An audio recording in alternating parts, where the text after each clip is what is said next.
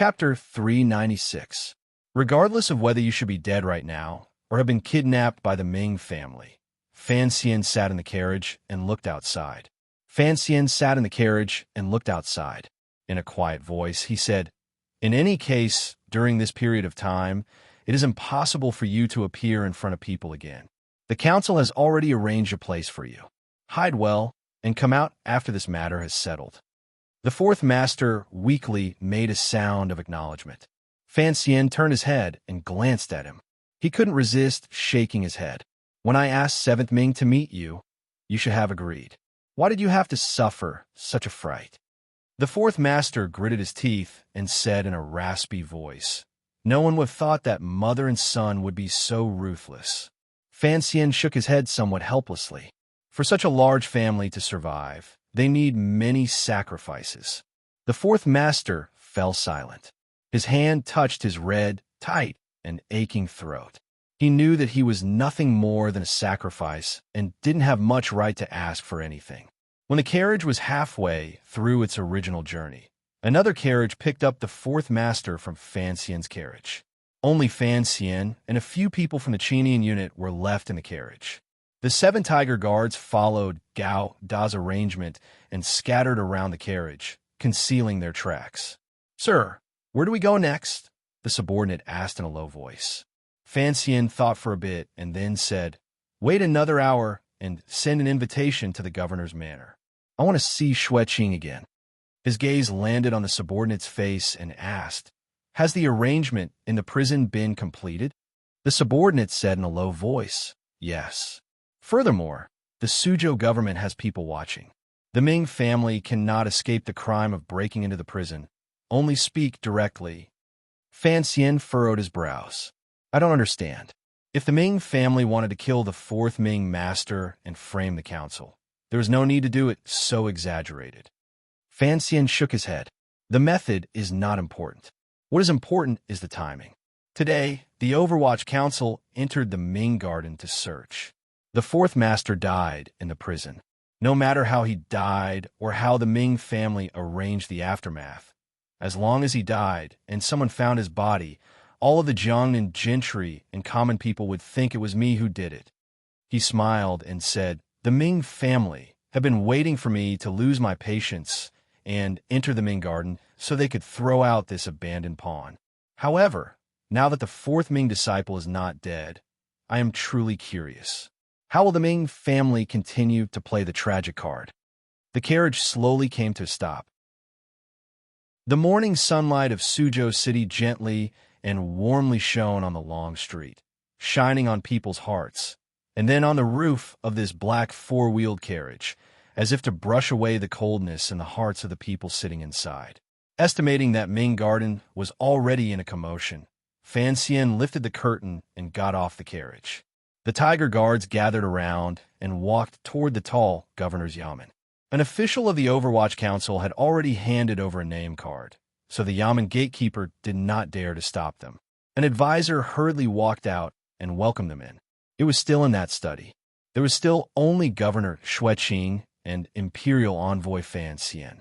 Fan Xian very straightforwardly expressed his intentions and informed the other party that the Overwatch Council people had already entered Ming Garden. Hearing this reality that had already happened, the corners of Governor Xueqing's eyes furrowed imperceptibly. He then sighed and slowly said, "There are many things that cannot be done quickly. Going down to Jiangnan to deal with the Ming family was the Qing Emperor's established policy. Fan Xian was only a specific executor. As the Emperor's trusted aide, Xueqing knew the origins of this matter. However, in terms of specific measures, he was very different from Fan Xian. The court did not set a timetable for taking in the Ming family. For the Emperor, he believed he still had a lot of time and enough patience to slowly eat up the large clans in Jiangnan. Correspondingly, Xueqing did not want to act in too much of a hurry. He had always been conciliatory in order to avoid making too much of a ruckus, messing up Jiangnan, and shaking the foundation of the court's rule. Thus, Xueqing's mood was not very good regarding the matter of Fan Xian directly entering the yamen and saying he had already entered Ming Garden. He still did not understand why Fan Xian was in such a rush. He was clearly a young noble, not even 20 years old. What was there to be afraid of wasting a few years? There was another glimmer of anger in his chest. He understood that Fan Xian's action was to force him onto the boat to take a knife. The Overwatch Council had already entered Ming Garden. If the two sides fought, as the governor of Jiangnan rode, he had to ensure peace no matter what. Then, he had to do what he needed to do. A few days ago, Xueqing had not relented because he did not have much confidence in dealing with the Ming family. Furthermore, he was afraid of the rumors in the capital. Now that he had been played by Fan Xian, his anger gradually rose. In a low voice, he said, "If trouble arises, who will be responsible?" Fan Xian thought quietly for a moment and then seriously said, "There shouldn't be any trouble." Xueqing glanced at him coldly and said, "It's not that I'm being arrogant, but no matter how you look at it, I'm still one of your elders. You didn't handle this matter carefully enough. The Ming family has already shown weakness for half a year, waiting for you to bully them. Now that you have already bullied their way in, how could they miss this opportunity?" Fan Xian shook his head. "Once we've entered Ming Garden, what can they do?" Xueqing lowered his eyelids slightly and said, "Although the court has always known that the Ming family keeps 1,000 private soldiers, they have always turned a blind eye to the service they have performed for the court. It was not difficult for a large family of tens of thousands of people to use all kinds of names to raise 1,000 private soldiers." However, Fan Xian couldn't help smiling coldly when he heard these words. Is it for the court or for the Juanshan Conference? Hearing the words, Juanshan Conference, Xueqing fell silent. For such a mysterious and limitless power organization to appear in the Jiangnan under his rule, it had to be said that he had failed in his duty. The emperor had already severely reprimanded him in the secret letter he had sent. Xueqing understood that Fan Xian was using the name of the Juanshan Conference to pressure him. He could only helplessly shake his head and say, "Where exactly are your plans?" Fan Xian was silent for a moment and then said, "The Ming family was prepared to kill the fourth Ming disciple and plan it on the Overwatch Council. I stopped this matter." In the Suzhou government? Xueqing was slightly startled. Only now did he understand why Fan Xian appeared to have a card up his sleeve. 1,000 private soldiers. As long as the Ming family does not raise the flag and rebel, I will only send 40 people in, and they won't dare to move. Fan Xian continued to smile slightly and said, "Don't they like to play retreat in order to advance? I want to see just how far they can retreat." Xueqing half closed his eyes and said, "They really won't dare to move? What you have is not an imperial edict." Fan Xian responded with equal harshness, "I have not taken an imperial edict, but I have the emperor's sword." Xueqing lightly said, "As long as a few more people die in the Ming Garden and adjust their emotions, it is not impossible for them to bury your 40 Overwatch Council secret agents in the Ming Garden." The emperor's sword? The Ming Garden can find enough excuses to argue that they did not know of this and only thought that Sir Fan Jr. of the Overwatch Council wanted to kill and steal property, so they were forced to retaliate. Don't forget, the Ming family has laid the groundwork very well these few months. For something like this to happen at this time, everyone under heaven will believe them. These words stabbed into Fan Xian's heart. If the Ming family was truly forced into a corner, it was not as if they could not do such a crazy thing. Given the Ming family's foundation in Jiangnan and support in the capital, they could completely shed all pretenses of cordiality with Fan Xian. Furthermore, the Overwatch Council had entered the Ming Garden first. Even if the two sides fought openly, public opinion would completely fall on the Ming family side. Unexpectedly, Fan Xian did not seem to care about this at all. There was not a trace of emotion on that young and handsome face. Xueqing couldn't help but furrow his brows. Fan Xian finally opened his mouth. There was a faint self-mockery at the corner of his lips. The Ming family is waiting for me to act, and I'm also waiting for the Ming family to act. As long as we shed all pretenses, if they actually dare to touch my subordinates, no matter what, I will frame them as rebelling. Regardless of whether the people under heaven believe it or not, I will place this hat on the head of that old Ming matriarch. To say such a perverted thing in front of the governor, Fan Xian could not be said to not be daring. However, his following words made Xue Qing feel a glimmer of coldness. Naturally, no one would believe they would rebel. Fan Xian smiled slightly and said, "However, once we act, the Black Knights that have been staying in Jiangbei will come. I will kill everyone in the Ming Garden. As long as everyone in the 6th branch is dead, who will cry out for them? The Jiangnan people or the Jiangnan gentry?" He continued to calmly say, "Even if they cry out for their grievances all the way to Jingdou, so what? Even if they file a lawsuit before the emperor, so what? I have killed everyone in the 6th branch.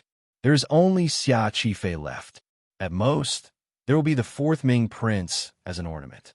The court will still have the Ming family property in their hands. As long as the goal is reached, it doesn't matter if the methods are dirty." He turned his head and stared into Xue Qing's eyes.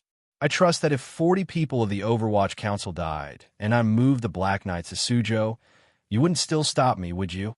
Xue Qing's pupils constricted slightly. If things really developed like this, and the Overwatch Council threw in 40 officials, and he still had to forcefully stop the Black Knights from going south, he was afraid that the Overwatch Council would truly fly into a rage and anger the old man in the wheelchair. Even if he was the governor, he probably wouldn't have a good end. Looking at Fan Xian's warm and pure eyes, Xue Qing felt an inexplicable chill in his heart. He had a completely new understanding of the young official beside him. It turned out that Commissioner Fan of the Overwatch Council was indeed a powerful figure who killed without blinking. The way the younger generation did things was indeed sufficiently crazy. What about you? After massacring Ming Garden, Fan Xian would not have a good ending. However, Xue Qing still did not believe that Sir Fan Jr. would gamble with the Ming family on this. Me? At most, I'll have all my titles removed, lose my official position, and be demoted to a commoner. At the very least, banished 3,000 li away?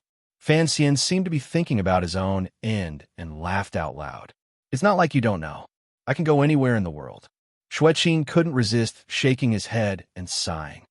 "Then the 40 subordinates you sent into Ming Garden, were they all abandoned?" Fan Xian closed his eyes and shook his head. "Not so. I'm only talking about the worst ending. However, I believe that given the shrewdness of the mother and son of the Ming family, they would certainly not make such a choice. Thus, I am very curious. How exactly is the Ming family prepared to deal with this? It's like playing cards. I don't think I'm going to win this round, but I'm very curious as to what card my opponent is going to play." He opened his eyes and said with a smile, "Sometimes I have the curiosity of a gambler. I am also beginning to become curious." Xue Qing's eyelids jumped slightly. "I hope your judgment is not wrong. The Juanshan Conference accountant surnamed Zhou is still in Ming Garden. Don't worry." Fan Xian encouraged the governor. "I have people in Ming Garden." Xue Qing furrowed his brows. He didn't know who exactly Fan Xian was hiding in Ming Garden. Given his identity, it was not convenient for him to ask, so he closed his mouth and didn't say anything more. The two leading figures of the Jiangnan officials sat silently in the study, waiting for news from Ming Garden. They didn't have to wait for long before the news came. The advisor of the governor's manor moved closer to Xue Qing's side and whispered for a while. Xue Qing fell silent. He then gazed at Fan Xian and sighed. "The cards the other party has played seem to have exceeded your expectations. I'm going to start moving troops." Fan Xian furrowed his brows slightly. Xue Qing continued to smile bitterly and said, "Moving troops is for the safety of your subordinates and not to prevent you from massacring the garden." Xue Qing knew he didn't need to explain it to him in detail. His face was still full of shock as he hurriedly left the study. Fan Xian stood and heard the whole story from the mouth of the Qinian unit member outside the door. The Overwatch Council's news should be faster than the governor's manners. After all, he was in the manor, so the message was sent slower. After Fan Xian heard of what happened in Ming Garden, he still couldn't help but be like Governor Xue Qing. A shocked expression appeared on his face. His mouth opened slightly and he sighed, "Ruthless, even more ruthless than what I did." He was prepared to curse out, to vent the absurd feeling in the depths of his heart. In the end, he endured it. He smiled bitterly and shook his head. His expression gradually became calm. He then gave out an order. Have Deng Ziyu pull everyone back. Don't retaliate when hit. Don't retaliate when scolded. The official of the Chinian unit accepted the order and left. Fan Xian followed him out of the door of the governor's yamen.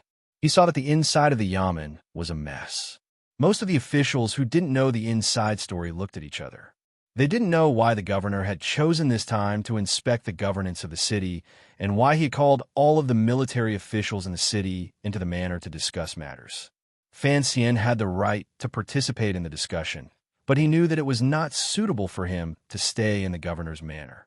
The storm that was about to arrive would have to be dealt with by Sir Xueqing, while he should go and do other things.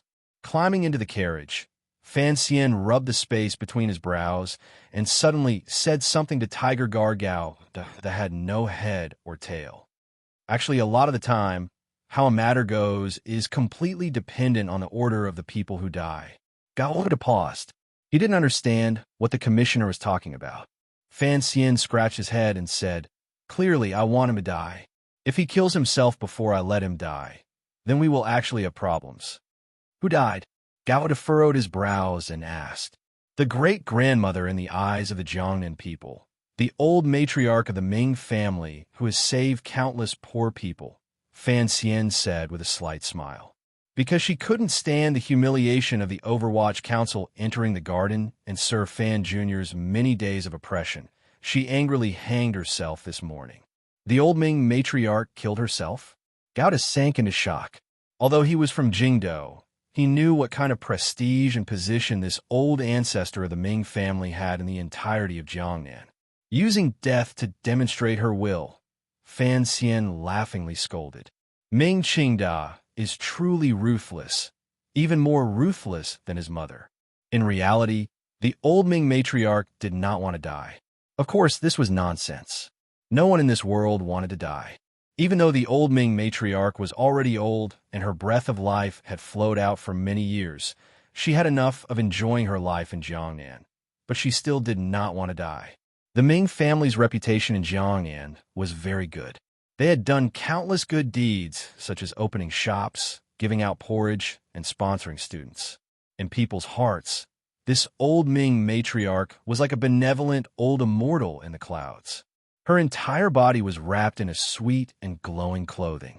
It was to the extent that among the Jiangnan people, and even in some remote places, there were people who had begun to erect shrines for this old Ming matriarch. It was clear that the old Ming matriarch did not connect the shrines to her lifespan. She also did not think that since the shrines had been erected, how many more days could she, or should she live?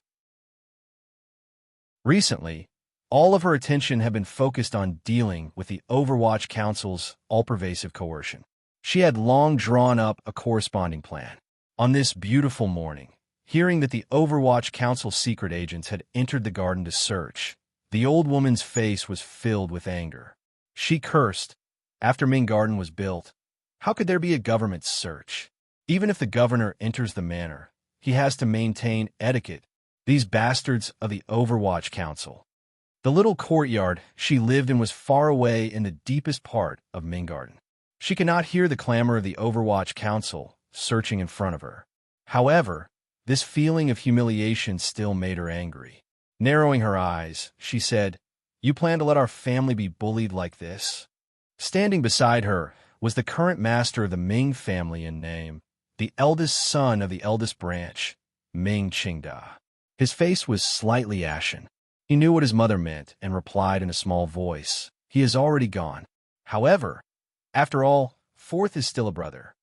The old Ming matriarch glanced at her son coldly and with disgust. She thought, if you're not ruthless, how can you accomplish great things? How can you allow your family to struggle at death's door under the Overwatch Council's powerful attacks and endure until the day the capital turns the tables? You have to be ruthless. The old Ming matriarch lectured. Ming Qingda glanced at his mother's wrinkled face. A filial smile appeared on his face, and he made a sound of acknowledgement. If you want to know what happens next, please log on to www.cmfu.com. More chapters. Support the author. Support original reading. Chapter 397. The Overwatch Council broke into the garden like this today for Sir Zhou. Ming Qingda glanced at his elderly mother and said evenly, "Do you want to?" The old Ming matriarch glanced at him coldly and knew what he meant. Housekeeper Zhou was the head housekeeper of the Ming family and the accountant of the Juanshan Conference. This person was too important. If the Overwatch Council found him, many of the inside stories of the Juanshan Conference would be grasped by Fan Xian and, indirectly, by the Emperor.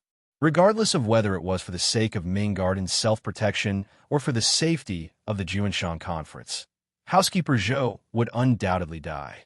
The problem was the old Ming matriarch sighed gently and said, "It's not like you don't know that this Sir Zhou was sent to our home by the eldest princess.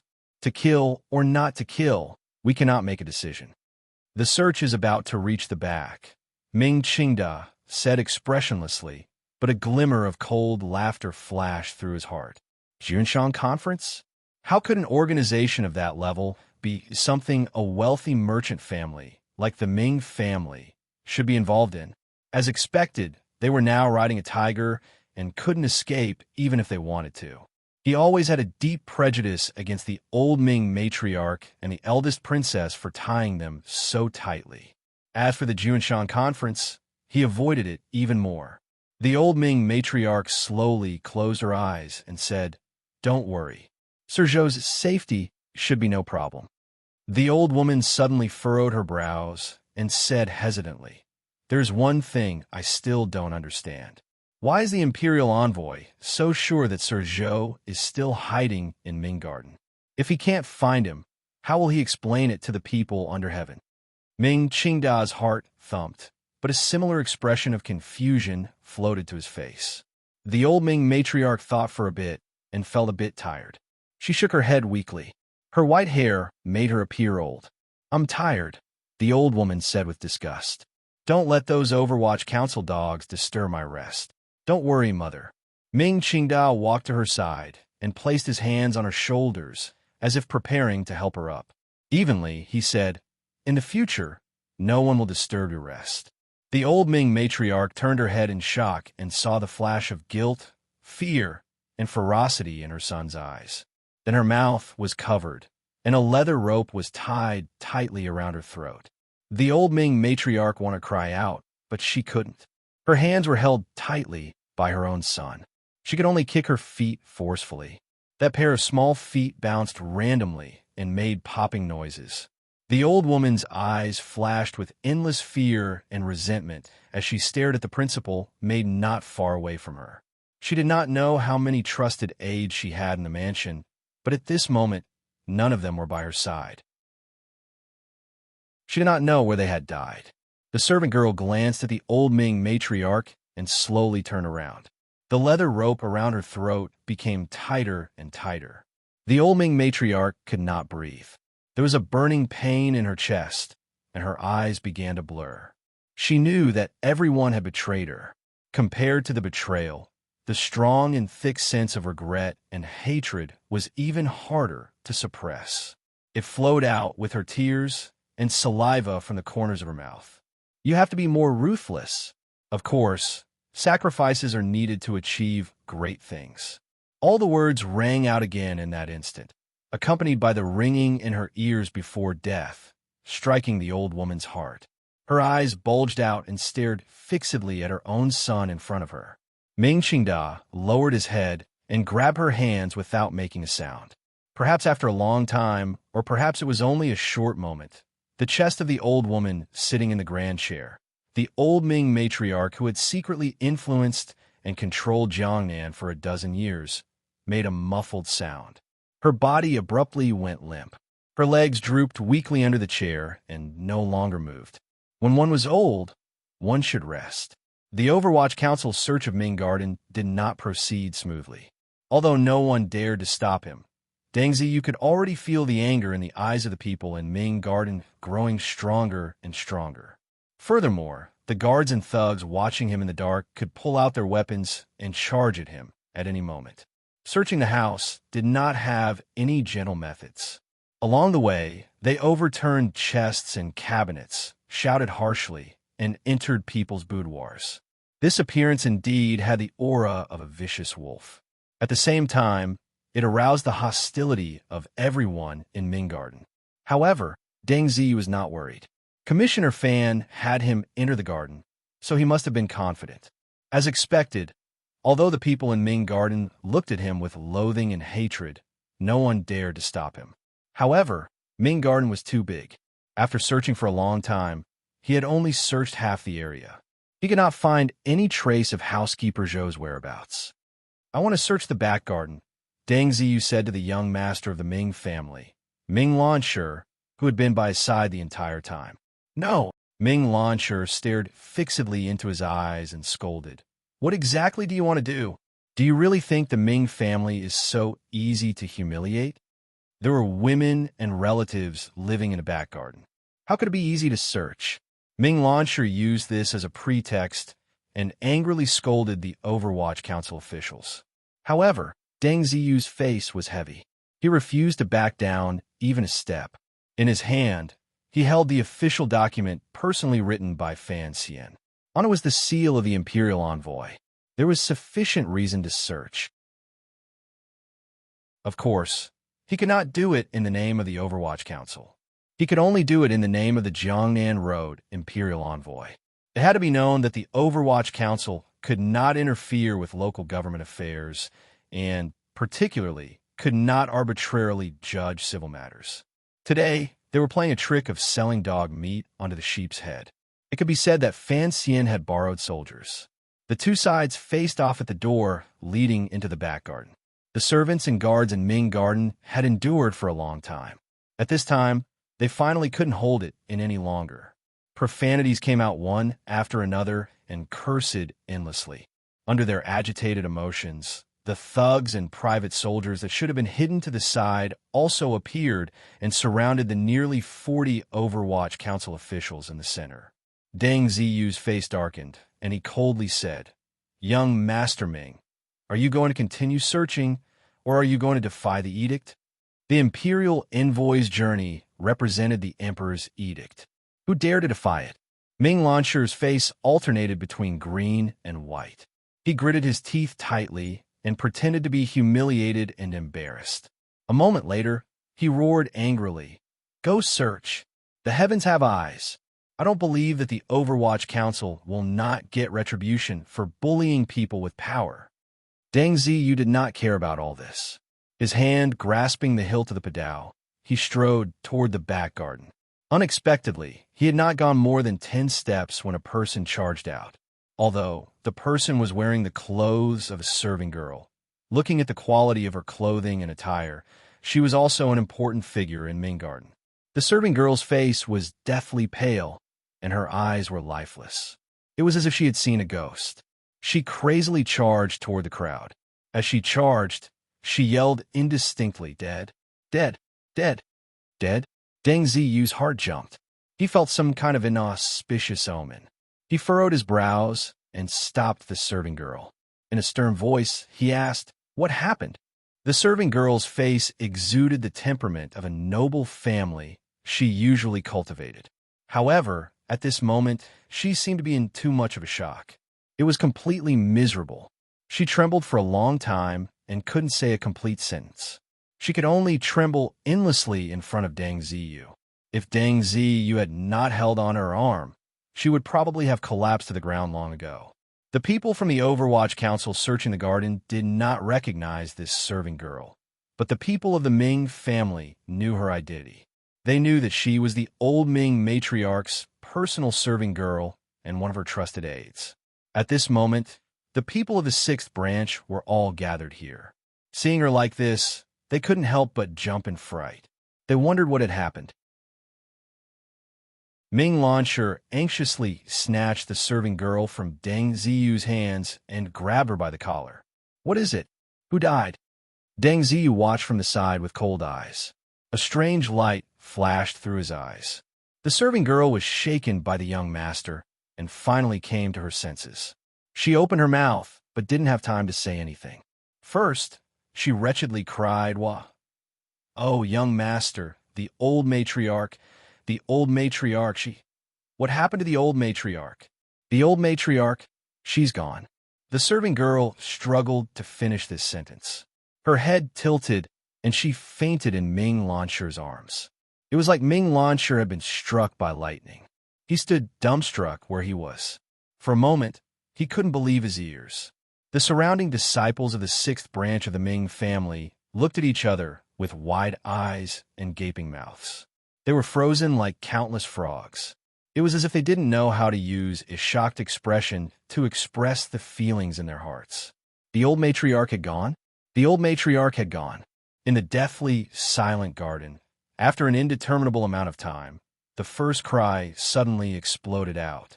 Immediately after, the cries rose up like a grand chorus. The cries, wretched cries, and painful curses rose and fell. Many people fell to the ground in shock, unable to stand up no matter how hard they tried. The entire Ming garden was completely enveloped in shock, grief, and anger. Other than the fourth Ming master in the Suzhou government prison and the old Ming master at the old matriarch's side, there were also the masters of the fourth branch present. These four men cried and howled. They pushed aside Ming Lansher's dazed body, lifted the robes in front of them, and charged toward the back garden. At this time, no one cared about the rule that one could not enter the back garden without permission. Without anyone needing to shout, the hundreds of people who had appeared in Ming Garden rushed to the back garden with tears in their eyes as they followed the sound of crying like a cloud. The Overwatch Council officials in the center looked at each other and became the most awkward group of people. Deng Ziyu's pupils constricted slightly. He felt danger. He had come under orders to search the garden, but he had not thought that it would turn into such a situation. Although it was not clear how the old Ming matriarch had died, Deng Ziyu knew that her death was too clever and coincidental. It was so clever that the Overwatch Council had no choice but to take responsibility. In that instant earlier, he had seen Ming Lansher's expression out of the corner of his eye. It made a question grow in the depths of his heart. The news of the old Ming matriarch's death shocked everyone in Ming Garden. The guards all charged out and rushed to the side of the Overwatch Council people and surrounded them. They held weapons and crossbows in their hands, and a hateful gaze flashed through their eyes. Deng Ziyu furrowed his brows slightly. He knew that if one of the measures was not taken properly, it would result in a fight between the two sides. However, the commissioner had told him very clearly that the matter should not continue like this. He made a prompt decision and ordered his subordinates, the Overwatch Council officials, to also enter the back garden. In any case, Ming Garden was in chaos. No one had time to worry about them. Furthermore, the Ming Garden private soldiers, holding weapons and watching him, could not immediately act where the old Ming matriarch was about to die. After walking into the back garden for a long time, Deng Ziyu followed the sound of crying. Outside a quiet and secluded courtyard, he looked at the kneeling people on the ground and couldn't help but feel a chill in his heart. Sweeping his gaze, he saw that in the large central room, under the thick beam, there was a person tied under a long white cloth. It was an old woman. The old woman's hands hung by her side with the tips of her feet pointing to the ground. Following the gentle spring wind, she floated in midair. This scene was as strange as it could be. In particular, the pair of eyes that refused to close were protruding outwards. Her pupils were filled with the blood that had been forced out when she was dying. They were filled with hatred and unwillingness as they looked outside. Coincidentally, they were looking at the Overwatch Council officials outside the courtyard. Deng Ziyu was shocked by the gaze of these two dead people. He hurriedly turned his neck and gave an order for his subordinates to be on guard and prepare to break out at any moment. Crying filled the courtyard. The people on the ground knelt and cried blood as they kowtowed endlessly. The old Ming matriarch was completely dead. Ming Garden would certainly hold this debt on the Overwatch Council. At such an impassioned time, no one knew what would happen. However, the way out in the back had long been blocked by Ming Garden's private soldiers. Filled with hatred, it would be extremely difficult to kill their way out. Not long after, Ming Qingda, whose forehead was already bleeding from kowtowing, and the brothers of the fourth branch untied the old matriarch's body from a beam. The current master of the Ming family forcefully suppressed his sorrow and made arrangements for the funeral. Only then did he lead the four brothers out of the courtyard. No one dared to speak, but everyone stared at the Overwatch Council people outside the courtyard with that kind of gaze. In Deng Ziyu's life, he had never found so many people who wanted to eat his flesh. The gazes of the Ming family already displayed this kind of hatred. He knew that this was not the time to retreat. Once he retreated and the news got out, it would bring great danger to the Overwatch Council. Once the old Ming matriarch died, the Overwatch Council people would retreat in fear. If this wasn't a guilty conscience, what was it? Thus, he made his face heavy and narrowed his eyes. The old Ming matriarch colluded with Dong Yi and committed suicide to escape punishment. The funeral will be delayed for now. After the cause of death is investigated, we will deal with it. From the Overwatch Council's point of view, he had to appear particularly unyielding at this time. For the Ming family, the old ancestor had just died and was about to be framed by the Overwatch Council with the crime of committing suicide to escape punishment. No one could endure this. The sixth master of the Ming family liked wrestling the most. He was born big and rough, and his personality was also rough. Additionally, he was the youngest son of the Ming family and had always been the favorite of the old matriarch. His feelings for the old matriarch were also the deepest.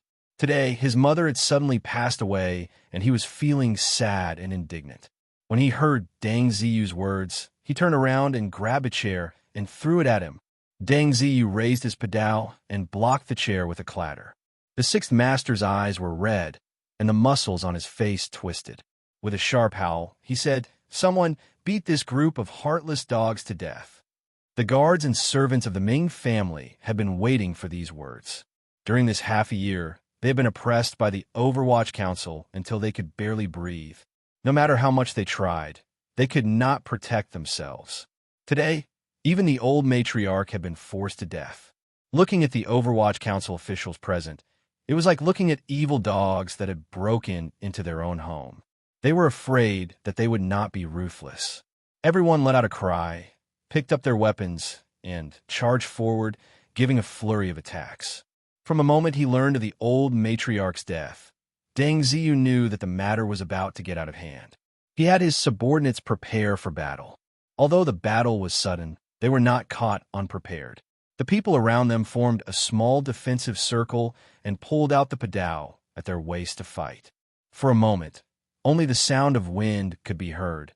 Only the light of knives and the shadow of swords could be seen, and occasionally, a wretched cry accompanied by the terrified screams of the Ming family women. Ming Garden was very lively today. There were many people in Ming Garden, and there were indeed a few ace instructors among the private soldiers. As soon as they met face to face, many people in the Overwatch Council were injured. Fresh blood sprayed out like it was free. Although the 4th Bureau was not the most powerful yamen of the Overwatch Council, they were, after all, people who had received professional training. Although there were people injured, there were immediately people from the inner circle who took over. With great difficulty, they maintained the defensive circle and successfully repelled the first wave of the Ming family's private soldiers' attack. But how long could they last? The sixth master was about to go crazy and yelled with all his might. A light slap rang out. The sixth master's face was slapped. He turned his head in shock and saw his older brother's face, which was still sorrowful but mostly angry. Ming Qingda lowered his voice and gritted his teeth. "You want the entire clan to accompany you in death." Without waiting for the stunned sixth master to reply, Ming Qingda's face darkened and he yelled, "All of you stop." His voice was not very loud, so many people did not hear. An excited flush appeared on Ming Qingda's pale face. He raised his voice and yelled, "Do you want to rebel?" After all, he was the nominal master of the Ming family. Particularly after the old Ming matriarch's death, the word nominal could be removed. Thus, with Ming Qingda's order, all of the Ming Garden thugs stopped and retreated. The crowd opened up a path. Ming Qingda walked coldly along this path until he was in front of the people of the Overwatch Council. The master of the Ming family looked coldly at Deng Ziyu like he was looking at a vicious dog waiting to die. Deng Ziyu did not show any weakness. He smiled coldly and said, "Master Ming, you asked a good question. Are you really preparing to rebel?" Ming Qingda's gaze carried a glimmer of desolation and disdain, but he still did not say anything. How could the Ming family respond at this time? Kill the 40 Overwatch Council officials in front of them? Then, without waiting for an edict from Jingdo, Sir Fan Jr., sitting in Suzhou, as well as Governor Shui, could mobilize troops at any time to destroy Ming Garden. But they had forced his mother to death. All of this doubt and painful psychological struggle appeared on Ming Qingda's face and fell into the eyes of the Ming family and Overwatch Council officials. "Big brother," the sixth master cried as he rushed to Ming Qingda's side. "Mother has been forced to death. We can't let these lackeys leave alive." After the people in Ming Garden gradually calmed down, they seemed to be able to understand the sadness and struggle in the old master's heart. The sixth master was no exception. However, the love between mother and son was deep. How could he endure this? The humiliation and pain you have inflicted on the Ming family. Ming Qingda's lips trembled slightly. His face was pale. He stared into Deng Ziyu's eyes and said, "The Ming family will return it tenfold. As for today, if you kneel and kowtow to the old matriarch to ask for forgiveness, I will let you leave the garden." The sixth master didn't quite believe his ears and anxiously said, "Big brother, we can't just let it go like this." On the contrary, it was Deng Ziyu opposite him who narrowed his eyes and thought for a moment. He then said, "Master Ming, you should know that the Overwatch Council kneels to the heavens, to the earth, and to the ruler. We will not kneel to anyone else." Ming Qingda's brows furrowed. It seemed that his spirit had been greatly damaged by the repeated attacks today. He could not stand steadily. With great difficulty, he held onto the sixth master's shoulder, but he also stopped the sixth master's impulsiveness. In a raspy voice, he said, "Then let us all perish together." As he spoke, Deng Ziyu felt that Ming Qingda's gaze on him seemed to be trying to express some hidden meaning, but he could not figure it out. Ming Qingda sighed in his heart. He had not expected that the Overwatch Council would be so unyielding. In the face of such a dangerous situation, they were not even willing to make some superficial concessions. The confrontation continued. The situation could explode at any moment. There were always two clever people among the six masters of the Ming family. Seeing that the situation was not right and hearing their big brother's words of perishing together, they felt a glimmer of fear. As merchants, how could they have the right to perish together with the court? Throwing an egg at a rock, putting on such an appearance would not cause the rock to lose anything. Furthermore, he was not the old Ming matriarch's own flesh and blood. Why should he pay with his life? Thus, the second and third Ming masters surrounded him with impassioned and sorrowful expressions on their faces. They leaned close to Ming Qingda's ear and spoke quietly.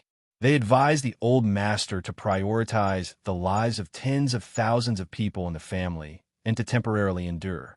When it came time to avenge the old matriarch, they had to plan slowly. Ming Qingda had personally killed the old matriarch, so he already had a guilty conscience. The paleness on his face was not purposely faked.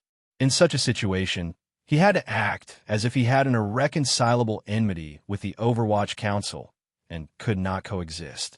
At this moment, with the second and third Ming masters coming out to persuade him, his heart felt slightly more at ease. He put on an expression of struggle and pain. After an indeterminable amount of time, they suddenly heard a clamor outside the garden. Immediately following, it was the sound of horse hooves. Countless people and horses had charged in. Ming Qingda's heart trembled. He thought to himself that the Overwatch Council's Black Knights were clearly still in Jiangbei. It was impossible for them to have charged into the garden at this moment. Who were the newcomers? Thousands of soldiers galloped in on horseback. Long spears stood in great numbers. The military might was impressive. Immediately, they separated the Ming Garden's private soldiers from the Overwatch Council officials.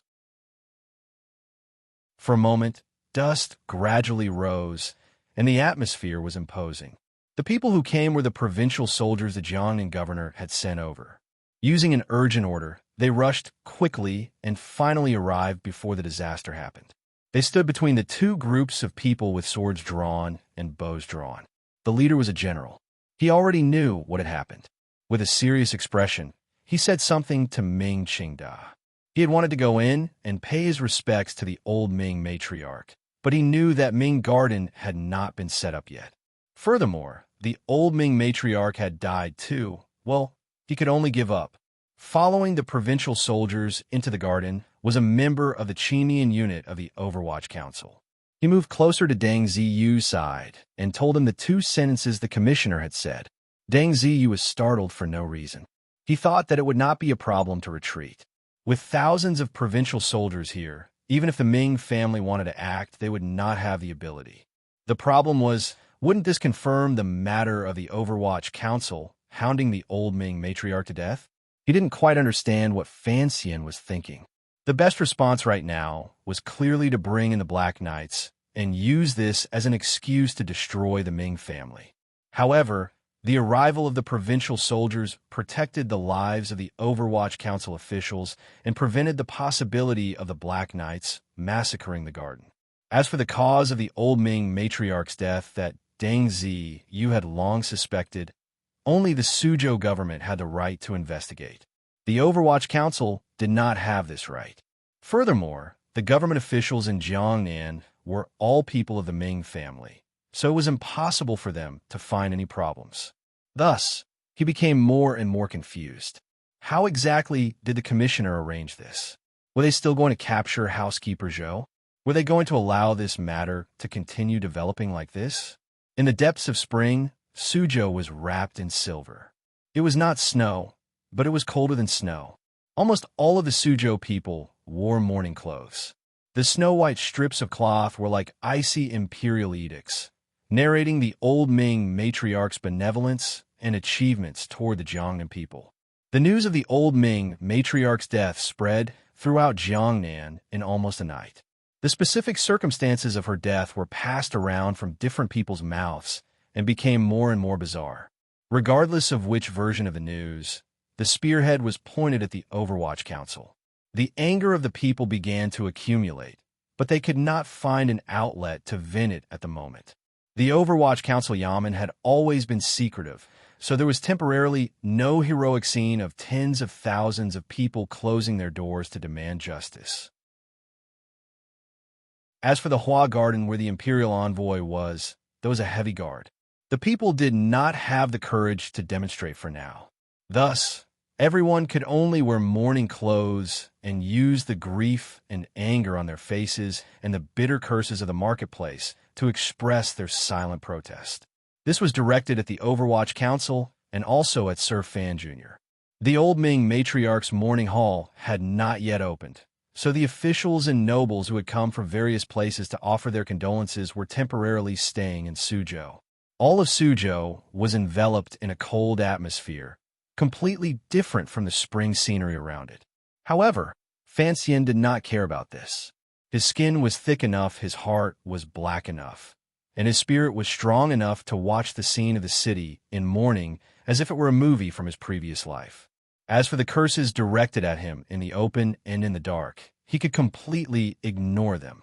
He sat on the top floor of the Suzhou branch of Xinfeng restaurant and was only worried about Haidang.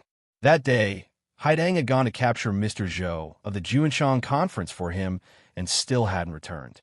He didn't know if she was in any danger. Thinking of this, he couldn't help smiling self-mockingly. The only people in this world who could harm Duo were those great grandmasters. He picked up his bowl and slurped down a few mouthfuls of noodles. He sighed with satisfaction and then said, "Master Ming, I've been tricked badly by you this time." Ming Qingdan knelt by his side and repeatedly kowtowed. In a fawning voice, he said, "Sir's thoughts are as agile as the long river, and your aura is as lofty as a mountain. How could you care about these little winds around you?" To be continued. If you want to know what happened after, please log on to www.cmfu.com. More chapters. Support the author. Support original reading.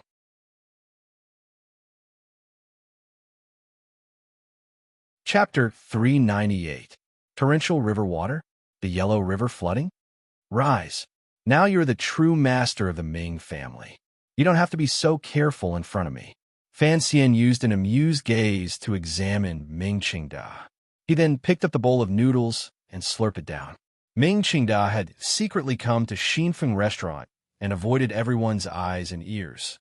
He was incomparably careful and nervous. After all, at this moment, an atmosphere of grief and indignation was accumulating in Suzhou. The tens of thousands of people in the Ming family were all looking at him, the master of the family. If people knew that he had secretly come to see the imperial envoy, he would probably not be able to continue being the clan leader. The problem was, after seeing him today, Imperial Envoy Fan Xian still refused to give a clear answer.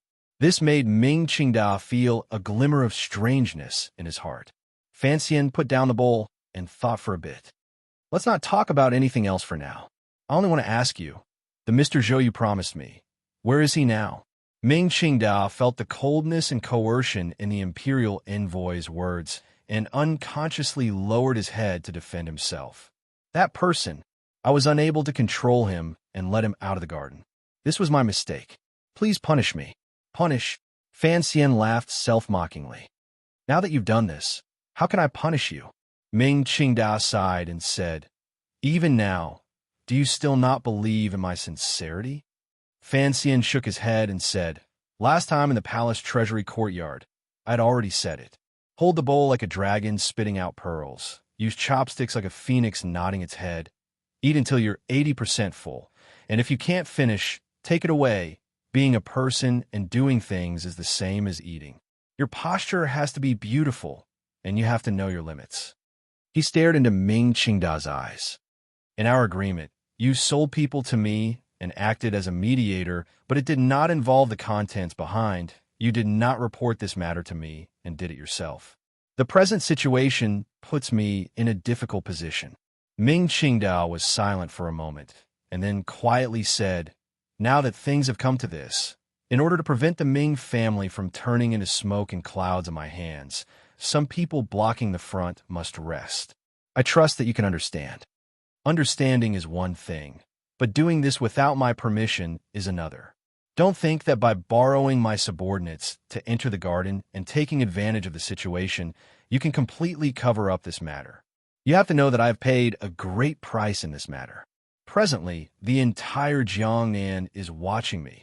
Think about how you will cover up this matter. Ming Qingda was speechless. A moment later, he said, this is Qingda's fault. I will think of a way. Fan Xian nodded. In truth, he didn't really trust this ruthless old fox in front of him. Ming Qingda saw the imperial envoy's expression relax slightly. Only then did he gather his courage and say, sir, there were people in Ming Garden surrounding and attacking Overwatch Council officials. This matter should be investigated. Fan Xian listened to these words and couldn't resist smiling. Not only was this old Ming master ruthless, his skin was also as thick as his own. He sighed and said, if these words were heard by outsiders, I don't know how scared they would be. The master of the Ming family is actually urging the Overwatch Council to investigate Ming Garden. Ming Qingda smiled slightly and said, if I don't do this, how can I make you believe in my heart? Relax. Fan Xian calmed down. My identity and position are different from yours. You have no way of handing Sir Zhou to me, but I will still do what I promised you. I will handle 6 Ming, so don't worry too much. However, he stared into Ming Qingda's eyes and said forcefully, it's still the same words as before. You tricked me this time. Now, everyone in Jiangnan wants to eat my flesh. You have to think of a way to deal with this matter. Otherwise, you know the consequences. Ming Qingda bowed sincerely and accepted the order. He then carefully asked, what about 4th? Fan Xian was silent and did not reply to his question. Ming Qingda sighed in his heart.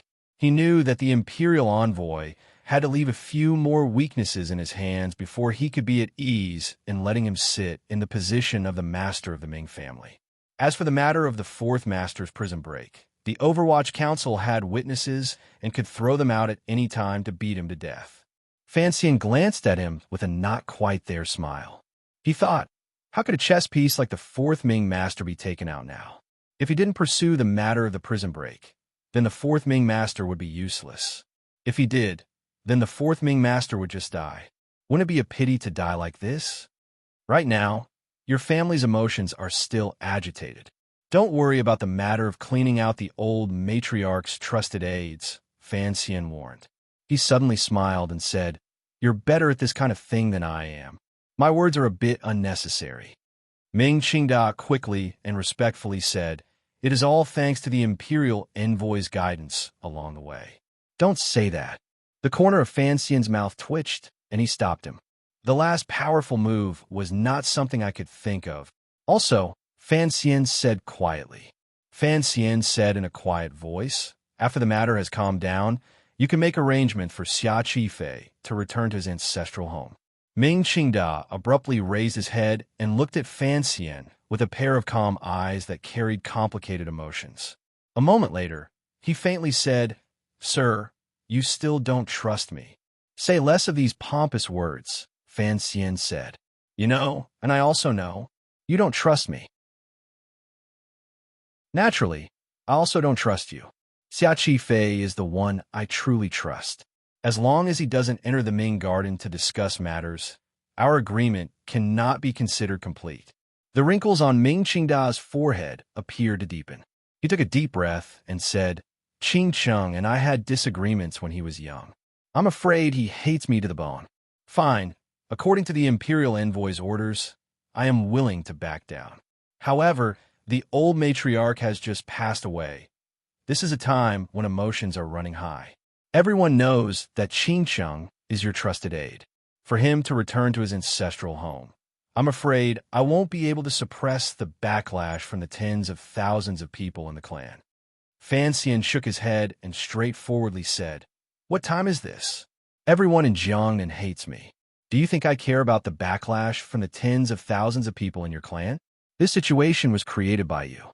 Naturally, you will have to settle the backlash from the people in the clan. I only want the result. As for the process, that is something you should worry about." Ming Qingda's expression darkened slightly, and he said, "This matter is truly difficult." "There is nothing difficult about it."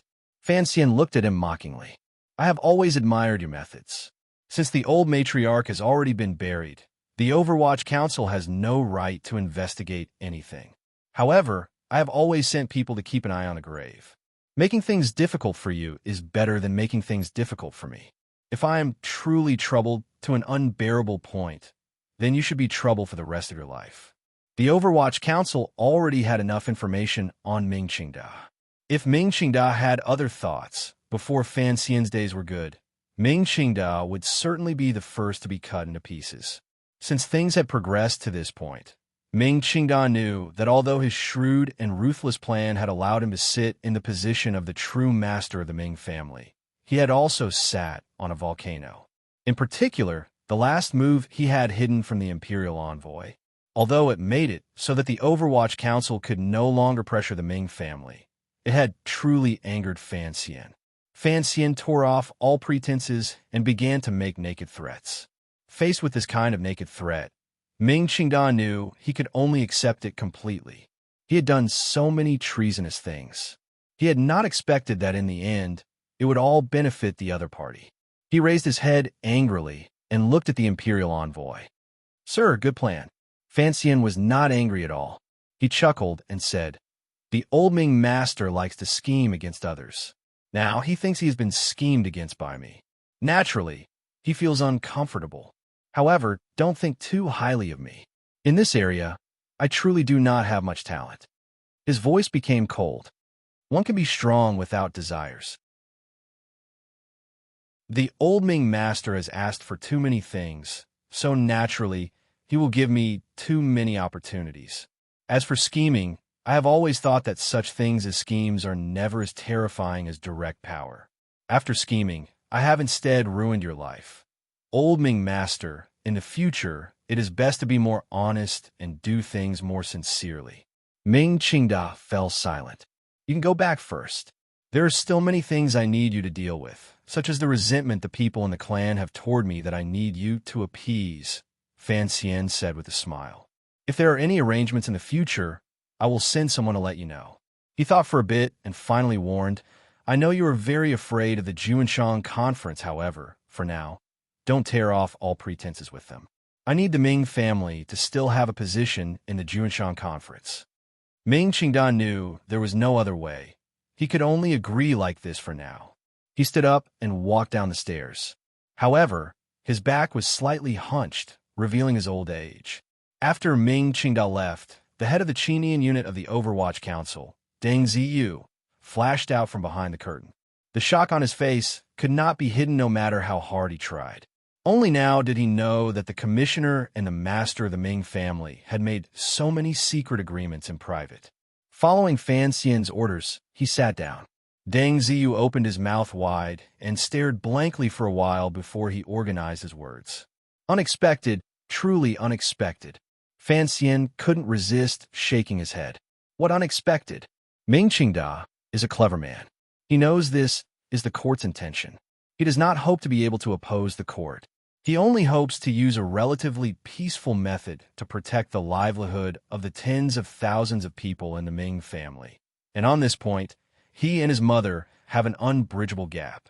Under these circumstances, if he doesn't come to find me, who can he find? Of course, I still underestimated him. Fan Xian sighed. I didn't think he would play such a game in the end. Thus, the Jiangnan people are all watching us. Xueqing is also greatly shocked. Regardless of which way the court leans, it makes it impossible for us to continue pressuring the Ming family. On one hand, he colluded with the government to stabilize his position as the master of the Ming family. On the other hand, he secretly acted ruthlessly to stir up the emotions of the common people and protect the Ming family's temporary interests. This Ming Qingda indeed did not disappoint me. However, he didn't calculate one thing. He used me, and I used him. The problem is, I have much more confidence than he does, so in the end, he can only be used by me. Everyone miscalculated one thing. Fan Xian explained seriously. Including what I said to Xueqing, it was all to scare him. You all think I can wipe out the Ming family at any time. In reality, this is impossible. That is why I need to use Ming Qingda. Deng Ziyu looked in shock at the thoughtful commissioner. Fan Xian closed his eyes for a moment and then opened them again. Slowly, he said, if the Ming family truly rebelled, what could I do? Would I really move the Black Knights into Suzhou to slaughter the garden? Yes, I could wipe out the sixth branch of the Ming family, make the blood flow like a river, and cover the fields with corpses, but what benefit does this bring me? He smiled and shook his head. After a period of cleansing, relying on the power of the court, and adding the accusation of rebellion to Ming Garden, within half a year, the entire Jiangnan would be as silent as cicadas in winter. No one would dare to say anything. The court would smoothly take over the Ming family's enormous property. Everything would go according to the emperor's plan. His face became cold. But what benefit does this bring me? Deng Ziyu was silent. The commissioner had repeated, what benefit does it bring me? Twice, and had unconsciously pitted himself against the emperor's plan. This made his heart feel cold, but he didn't dare say anything.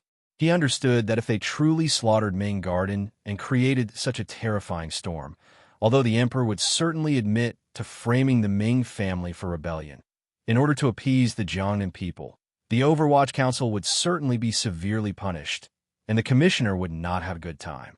To work for the court and take the Ming family into the national treasury, yet he had to give up his own benefits. Fan Xian would not do such a stupid thing. This is why at the beginning I had to find Xia Qifei, then the fourth Ming disciple, and finally Ming Qingda. Fan Xian explained in an even voice. The situation in Jiangnan appears chaotic, but it is actually very clear. Xueqing is the emperor's trusted aide, watching from the side. I could only muddy the waters a bit more. Taking in the Ming family can only be done peacefully. Fan Xian slightly lowered his eyelids. If I do too much, the emperor could throw me out at any moment. You should understand this. Deng Ziyu felt a chill in his heart. He didn't understand why the commissioner kept referring to himself as His Majesty in front of him. He didn't understand why the commissioner would tell him such taboo matters. Was he testing him? The old Ming matriarch has always been an important figure in the Juanshan Conference, Fan Xian continued. As long as she was on the throne, it was impossible for the Ming family to be taken down peacefully by me. Although her death has brought me some trouble, overall, I am willing to accept this result. Fan Xian looked into Deng Ziyu's eyes and quietly said, "You've always been by my side. Of course, you know it has not been easy for me." Deng Ziyu sighed his heart and bowed without saying anything. Fan Xian walked to the railing on the top floor of Xinfeng restaurant. Narrowing his eyes, he looked at the people in mourning on the street below and the incense shops working hard in the distance. He knew that all of Suzhou was busy for the old woman who had died. Countless nobles had already gathered here, waiting to go to the mourning hall to pay their respects.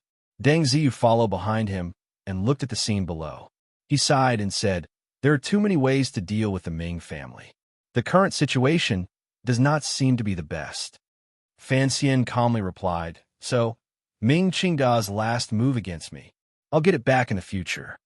In the present Jiangnan, the old Ming matriarch had mysteriously died, and Ming Qingda had secretly thrown his lot in with Fan Xian. On the surface, the Ming family and Xinyang might still be able to guarantee something, but in secret, it was very different from previous years. Fan Xian held down the fort in Jiangnan.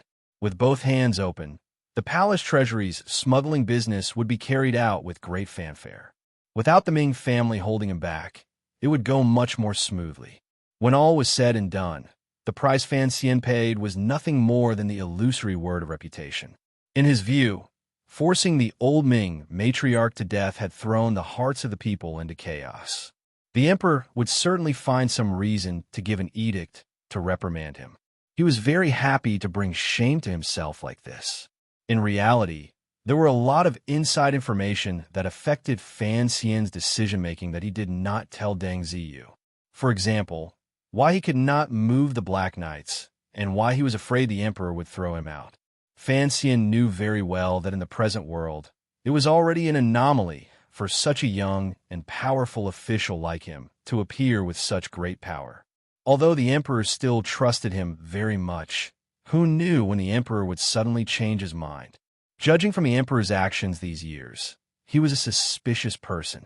Thus, he had always watched him strictly to prevent him from getting involved with the military. Move the Black Knights into the province? Fan Xian smiled self-mockingly.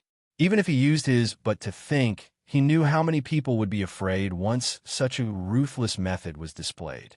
The recent disturbance in the Ministry of Revenue in the capital made Fan Xian even more clearly see that before the emperor made up his mind to eliminate the eldest princess power, he had already begun to be wary of the existence of the old Fan family.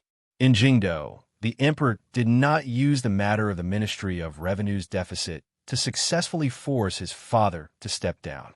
Who knew if the Ming family matter would be blown up and he would take away his power? The word power appeared simple, but it was like a drug. Once consumed, it was difficult to get rid of. Although Fan Xian was clear-headed, he could not bear to reduce the power in his hands. For one, he was used to the benefits of power. For another, in order to protect himself and others, he needed the power in his hands. Taking a step back in order to advance, he would first let his reputation be damaged. Deng Ziyu followed beside him and lowered his voice. Recently, the situation has been tense. Based on the 8th Bureau's opinion, perhaps you can condescend to offer a few sticks of incense. Given Fan Xian's identity as the imperial envoy, if he went to offer sacrifices to the old Ming matriarch, it could clearly ease the present situation. However, Fan Xian only shook his head with a cold expression and said, "There's no need." Deng Ziyu was slightly startled. He didn't understand why. Fan Xian extended his hand and pointed at the grief-stricken commoners in the street. In a quiet voice, he said, "Actually, the hearts of the people are not scary. What is scary are those who stand above the people and can use the hearts of the people. As long as I can satisfy those people, what the people think will not affect the overall situation." To be continued. If you want to know what happens next, please log on to www.cmfu.com. More chapters. Support the author. Support original reading.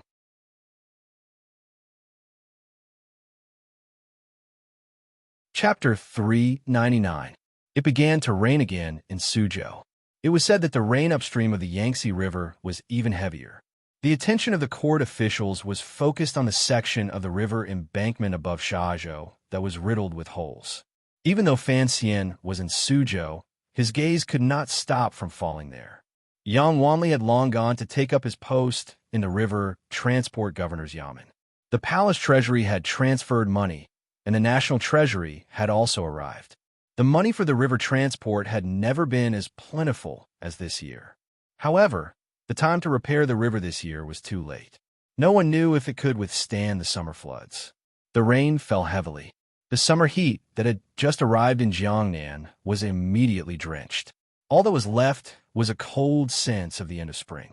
For the people of Jiangnan, this rain only increased the melancholy and grief in the depths of their hearts. Not many people thought of the homeless people upstream of the Yangtze River who had no houses to live in and no clothes to wear. The old Ming matriarch's funeral was about to begin. Fan Xian watched all of this coldly and had no reaction at all. After Deng Ziyu, his subordinates, including the governor's manor, the Overwatch Council, and the Palace Treasury Transport Company, all advised him that it would be best to light a stick of incense in the morning hall. The imperial envoy had expressed his stance. Given the Qing people's reverence for the court, they should not continue to make trouble. However, Fan Xian stubbornly refused this suggestion. In his opinion, it was just the funeral of an old man. What was the big deal? It was just the death of one person. If the matter upstream of the Yangtze River was not handled well, who knew how many people would die? All of the officials sighed in despair at the imperial envoy's stance. They wondered if the imperial envoy did not feel the undercurrent surging among the people. At the end of the month, the sound of mourning filled Ming Garden. White cloth hung high, and the mourning hall was spacious. It was the 7-day period for the coffin to stop. After the 7-day period, it was time to announce the funeral. According to the funeral rules of Qing Kingdom, after 7 days, the news of the funeral had to be spread to friends, family, and even enemies. Regardless of what enmity there was between the two parties in life, the rule of announcing the funeral could not be avoided. The original intention of this ceremony was to erase all enmity with death. Often, enemies in life would use the news of the funeral to personally go to the mourning hall to offer their condolences. It was the same as ending the wrongs in life. From then on, they would be separated by yin and yang and have nothing to do with each other. The high officials and nobles who had been waiting in Suzhou for the Ming Garden's funeral all received the white invitation from the Ming Garden. One by one, they tidied up their clothing and expressions and headed for the Ming Garden. Everyone's eyes were fixed on Hua Garden because, according to the rules and the old Ming matriarch's identity and position, the white card announcing the death should also be sent to Hua Garden and into the hands of the imperial envoy. As for what the imperial envoy planned to do, it all depended on how he dealt with this white invitation. No one expected that when Ming Garden delivered the white invitation to Hua Garden only politely welcomed the third Ming master in, drank a cup of tea, and then sent the third Ming master out. The white invitation was not accepted. The third Ming master immediately flew into a rage outside Hua Garden. He cursed angrily with obscenities and then spat viciously on the stone steps in front of Hua Garden. Immediately, a servant came out and used water to wash away the phlegm. Everything in the world couldn't be raised above the word reason, and in the hearts of ordinary people, the dead were the most important. This was the universal reason. The imperial envoy did not give the dead any face. It made all the people feel a glimmer of shock and anger. What surprised and angered everyone even more was that before the old Ming matriarch's mourning hall opened, the Overwatch Council acted again and captured the sixth master, who had led the resistance against the search in Ming Garden. They used the name of investigating Dongyi spies. Thus, not only the Suzhou government, but even the governor's manor could not say much. After the Overwatch Council secretly captured the sixth master, They immediately sent him to the custody of Shazhou Navy and did not hand him over to the local authorities. No one knew if there was anyone taking the lead, but from the second day onwards, there was an endless stream of people gathering in front of Hua Garden. They cursed loudly and shouted incomprehensible slogans, such as severely punishing the true culprit and releasing the innocent. What was even more headache-inducing was that the Jiangnan students and scholars had also joined in. Young students were hot-blooded. Furthermore, Sir Fan Jr.'s recent actions made these students feel disillusioned with their idols. They were furious and clamored loudly and bitterly. Hua Garden was as calm as usual. However, the Jiangnan Road Governor's Yamen was afraid of a popular revolt and moved a group of soldiers to stand guard in front of Hua Garden, chasing the agitated and angry scholars to the end of Chong Street. That afternoon, under heavy guard, Governor Xue Qing passed through the agitated crowd with great difficulty and entered Hua Garden. In the study, he and Fan Xian argued for a long time. In the end, no one could convince the other. In the end, Xue Qing helplessly asked, "If we incite the people to surround the garden and not leave, where will the court's face go?" Fan Xian coldly said, "Surrounding the prince with evil intentions. If you still don't move your troops, I will." Xue Qing was startled. Only now did he remember that there was still a third prince living in Ming Garden. If he allowed the people of Suzhou to surround Hua Garden and the news got back to Jingdou, he wouldn't be able to be the governor anymore. The leading scholars would probably have to pay with their lives. As the Jiangnan governor, he did not dare to allow such a terrifying thing to happen within his jurisdiction.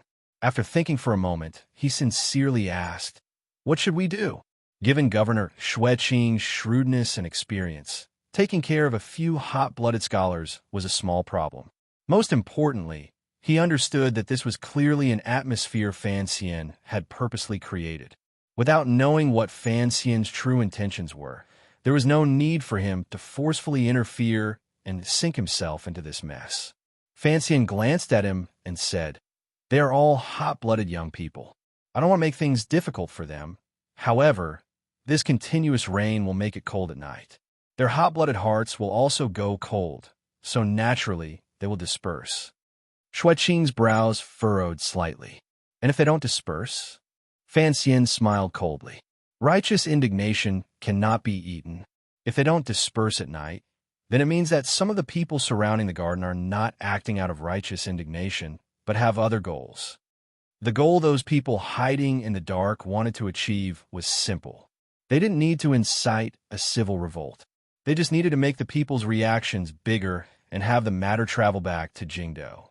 The emperor would have to respond." Xue Qing thought for a moment and immediately understood Fan Xian's meaning. He said, "Should the governor's manor take action in this matter?"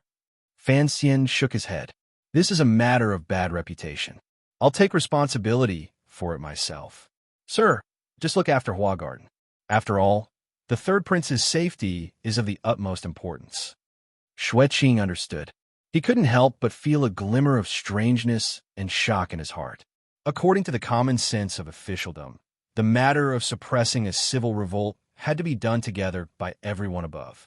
However, Fan Xian's solitary and stubborn appearance did indeed reduce the pressure on him. After the discussion ended, Xue Qing took his leave. Fan Xian sat alone in the study in a daze. Shortly after, he couldn't resist smiling self-mockingly. Haidang had been gone for many days and still hadn't returned. If he couldn't capture Suzhou, then the Ming Garden coup would mean he had lost 1/3 of the benefits. As for the angry Suzhou people, Fan Xian didn't care at all. With Ming Qingda leading, the matter would certainly not go beyond the critical line of intensification. The problem was, it was clear that behind this mass movement, there were many shadows of people hiding in the dark. Without anyone instigating, how could the cowardly citizens of the Qing court have the courage to come to the imperial envoy's manor and raise their voices? Concerning this matter, Fan Xian had already made ample preparations. Now that he had Xue Qing's reply, his heart was even more at peace. The matter was indeed as Fan Xian had expected. When the sky darkened, The crowd outside had gradually dispersed. There were only the students with square headscarves on their heads, their faces full of righteousness, and a few unknown citizens mixed together. With the governor's manor's military watching, these people could only stand at the end of Chong Street and chant, angrily accusing the imperial envoy of treating human life like grass and harming the Jiangnan people. No one knew who started it, but the crowd gradually became excited and pressed toward Hua Garden. For a moment, the governor's manor's soldiers did not dare to act ruthlessly and slowly retreated. As they got closer and closer to Hua Garden, the crowd stopped. There was a clamor of voices, and all kinds of ugly curses were thrown out. However, the students were not all idiots. They knew that cursing was one thing, but they were all cursing about the Overwatch Council and did not touch upon Fan Xian's 18 generations of ancestors. Everyone under heaven knew that Fan Xian's ancestors were the Emperor's ancestors. Cursing the Overwatch Council that all scholars hated to the bone was fine, but cursing the Emperor's 18 generations of ancestors? Everyone just wanted to vent the anger of the old Ming matriarch, who had died an unjust death. They didn't want to throw their lives into it. Hua Garden was still silent. One could faintly see the flickering lights inside, and the sound of stringed instruments came through the rain. The soldiers of the governor's manor were on standby. They lit torches in their hands and lit up the outside of Hua Garden. The rain was like a thread and had long soaked the bodies of the students still outside Hua Garden. They looked at each other and wiped the rain off their faces, not daring to believe their own ears. Suzhou was already like this. They were already like this. Yet the imperial envoy still had the leisure to do this, like this. They were drenched in the rain. Yet the imperial envoy was listening to a play. The students strangely became angry. The angry cursing that had just stopped due to exhaustion rang out again. Amidst the angry cursing, a person wearing a gray, unlined garment was sandwiched in the crowd. His eyes rolled around a few times. He took out something from his clothes and threw it into Hua Garden. The item fell into the garden and only made a muffled sound. There was no sound of an explosion. Instead, a thunderous curse came from Hua Garden. Who the F***CK is throwing a bag of dog blood? Throwing dog blood was one of the most insulting tricks. Although it was childish like a child throwing a tantrum, throwing it into the imperial envoy's Hua Garden was a big deal. The students were also stunned, and the cursing stopped for a moment. They thought to themselves, which classmate is this? How could he be so daring? Just as they were thinking this, 3 black shadows flashed across Hua Garden. It was 3 swordsmen of the 6th Bureau of the Overwatch Council. They watched the troublemakers on the street outside the garden coldly. The crowd fell silent for a moment. Suddenly, someone exploded with a cry. The Overwatch Council is going to kill people. A shadow charged into the crowd. The sound of fanning the flames suddenly stopped. It was like someone had grabbed the throat of a duck's fate. The crowd was startled and parted in the middle. A large man wearing cotton clothing walked out coldly with a gray-clothed person's throat in his hand. The large man wearing cotton clothing was the leader of the Tiger Guards, Gao De. He had been watching the people fanning the flames on Fan Xian's orders. Given his ability, it was easy for him to take the person. He threw the gray-clothed man to the ground and stepped on his chest. The sound of the man's sternum breaking could be heard. The students looked at this wretched scene. Hot blood rushed to their heads. They surrounded Gao De in the middle and yelled, "Murder! The Overwatch Council is killing people." This scene scared the surrounding officials of the governor's manor. They urged their horses forward, ready to send troops to suppress the situation at any moment. Gao De coldly picked up the gray-clothed man and shook him like he was shaking a sack. Clink, clink, clink. Who knew how many things fell from the man's body? First, he didn't die. The gray-clothed man's moan answered Gao Da's words. The student's emotions calmed slightly. Gao Da coldly said, "Second, you are here to seek justice. This person is here to tempt the imperial envoy to kill you.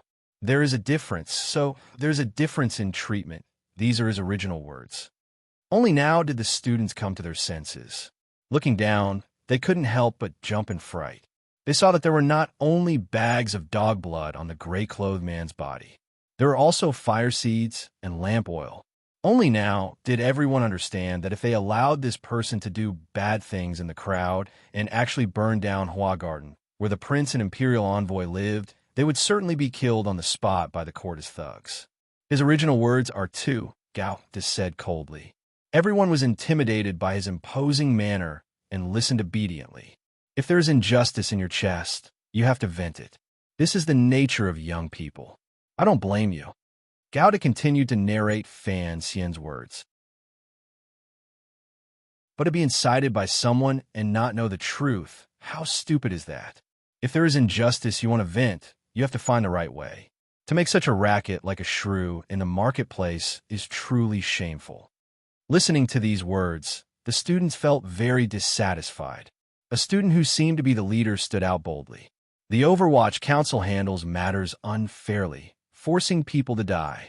I once went to the Suzhou government to make a report, but officials protect each other.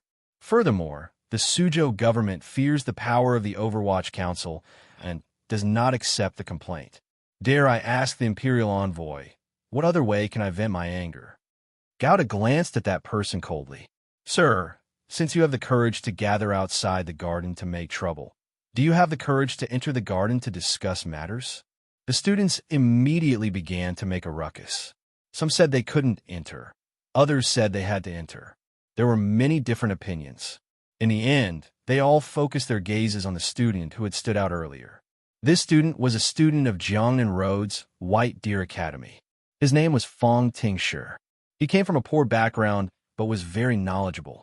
He had always been deeply admired by his peers and was the hidden leader of the students. Fong Tingshi thought for a moment and gritted his teeth. From his clothes, he took out the letters of blood from tens of thousands of people he had collected.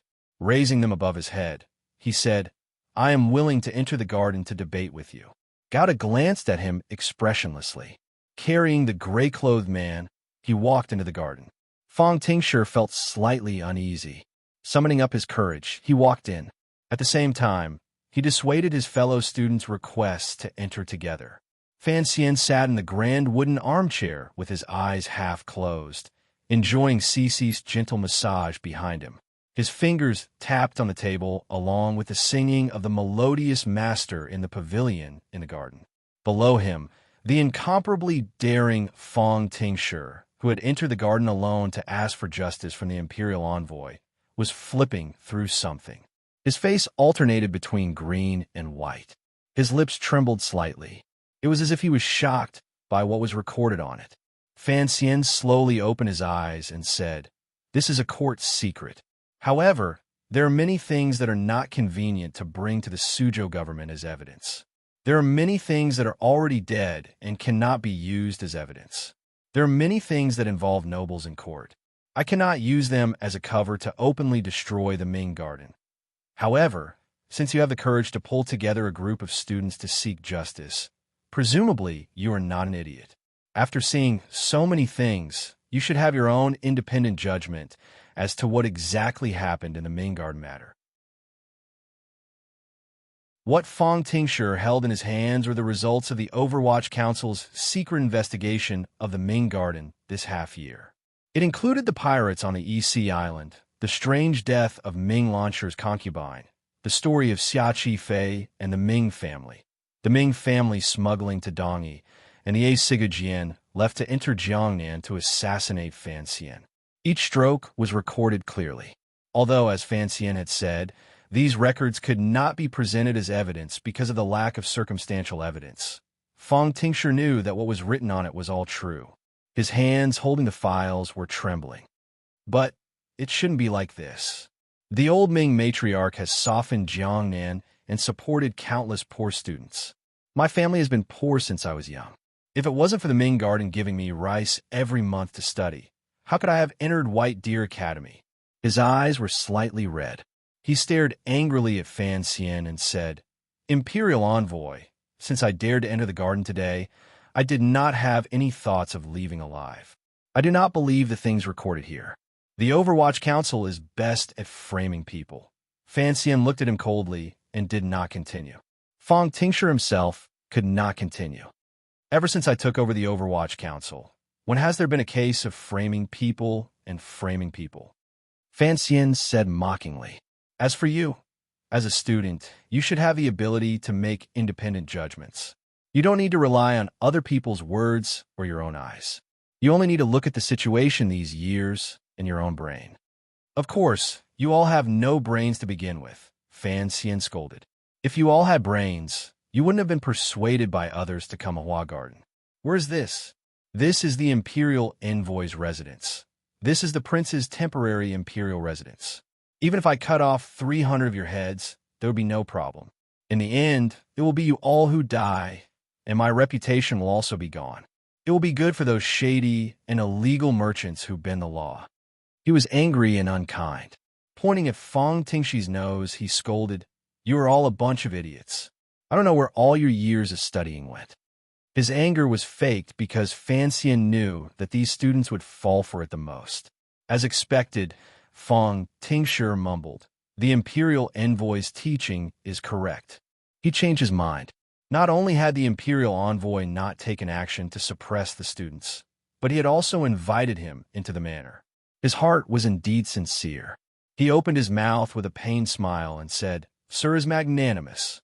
Fan Xian closed his eyes and shook his head. "My magnanimity cannot be said to be magnanimous. It is just that you're all still young. I am not willing to use those methods as to why I can tolerate you today." He suddenly opened his eyes and said, "You should know who the 4 disciples of Fan Xian's are."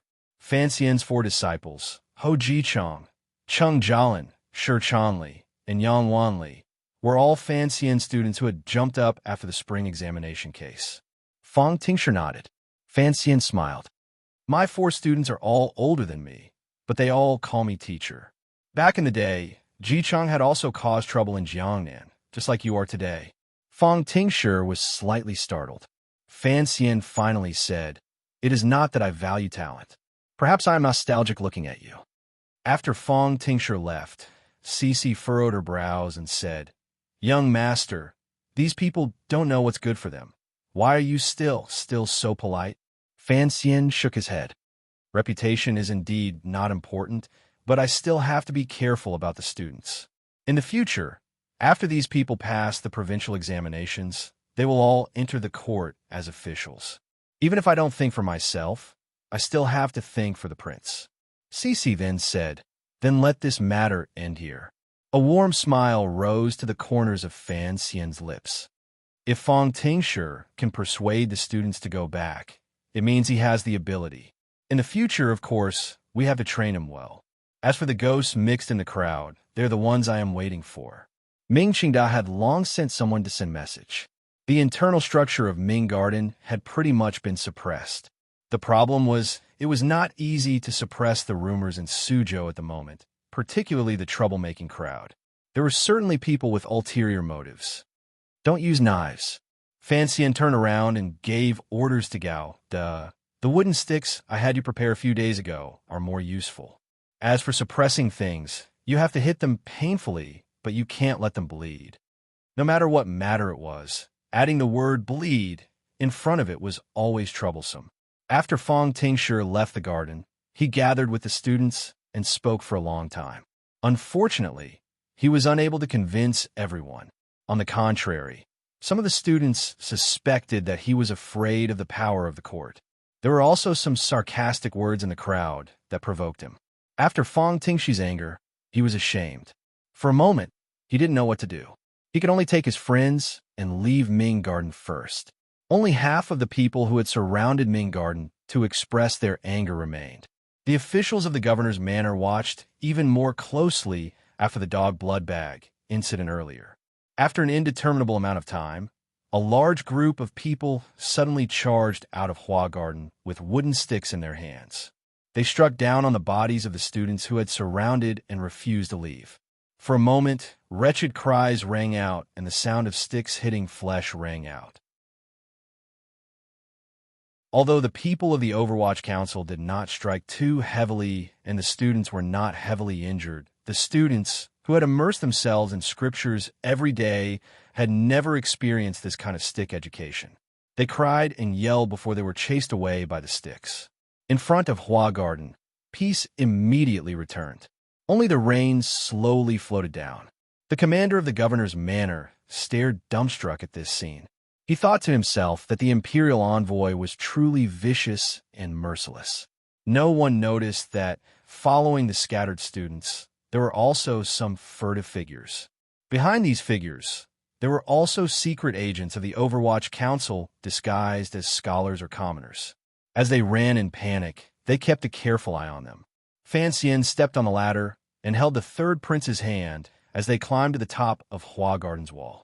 Looking at this scene, he couldn't resist laughing and said, "According to the standard pattern, today we should have some gang members disguised as people with lofty ideals who are loyal to the emperor and love the people to beat up these students."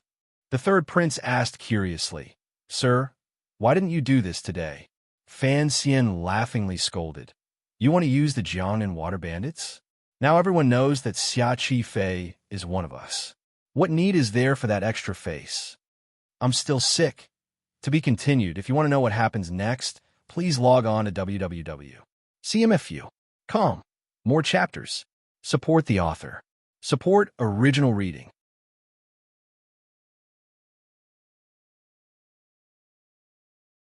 Chapter 400. So high-spirited, Fan Xian had one foot on the railing of the top floor of the Suzhou branch of Baiwa Brothel. He held a fan in his other hand and fanned himself. The cold rain at the end of spring had stopped. The summer heat had gone and returned. In an instant, the temperature in the air rose. He narrowed his eyes and looked at the funeral procession passing through the main street. He listened to the babbling of mourning music and couldn't resist smiling. Ming Qingdao indeed had a way. On the surface, he appeared mournful, angry, and absolutely irreconcilable with Fan Xian. He had actually allowed the old Ming matriarch's burial ceremony to pass through the city. It was very ostentatious along the way. Along the way, there were citizens who had set up small tables and placed fruits in worship. There were also some beggars who had received benefits who were kowtowing to the slowly moving coffin. The sound of mourning music was actually sometimes pleasant to listen to, at least in Fan Xian's ears. He waved his fan and couldn't resist sighing again. So high-spirited, the wind blew through the fan. He couldn't be bothered to fight with Ming Garden over their pride.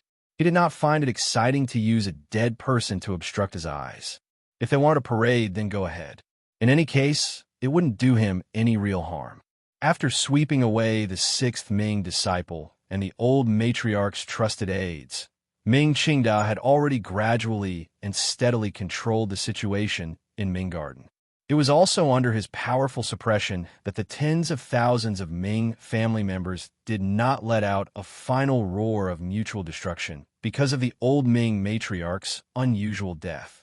The scholars who had been clamoring in Suzhou a few days ago had been split apart by Fan Xian and then educated with a rod. Without the support of the Ming family, their momentum immediately weakened. Just as Fan Xian had expected, the so-called righteous indignation could not last long. Of course, Fan Xian knew that if he wanted to suppress the voices of revenge within the Ming family, it would certainly be hard on Ming Qingdao.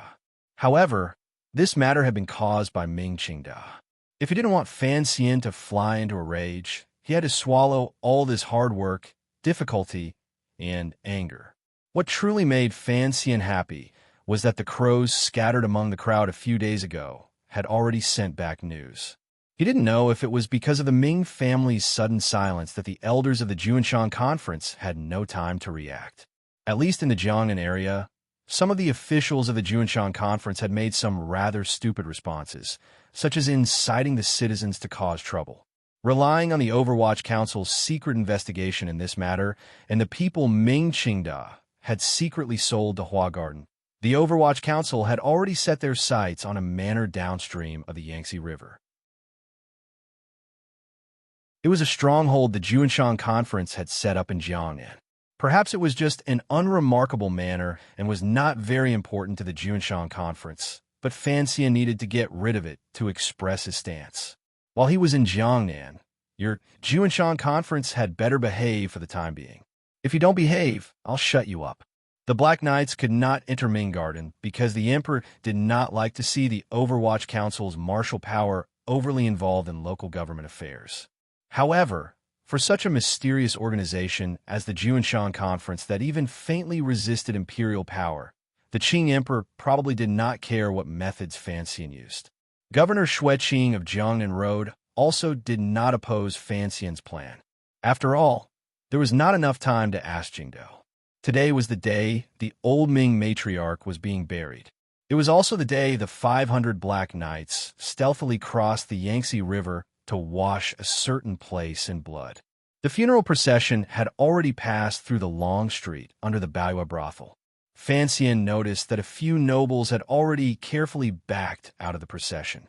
These Jiangnan people did not want to offend the Ming family, but they also did not want to give the imperial envoy too much face. Thus, they sent the procession to the city gates and turned back on their own. So high-spirited and vigorous, with great power in hand, what need was there to fear the hearts of the people? Although Fan Xian did not get carried away, he had begun to feel in the depths of his heart that power was truly like a drug. No wonder Shizha had a saying. Xiaolong had paraphrased it, and it was commonly seen on the forums. Absolute so-and-so brought absolute so-and-so. However, Fan Xian knew that he did not need to be corrupt. He thought without shame that his mental realm was still relatively high, so he couldn't resist sighing for the third time. In the story, there should be someone asking, "Sir, why it was a pity that Wang Qinian still had another half a year before he could return to the Qing kingdom." Beside him, Deng Ziyu deliberated for a long time with a strange expression before choking out, "Sir, seems to be in a good mood."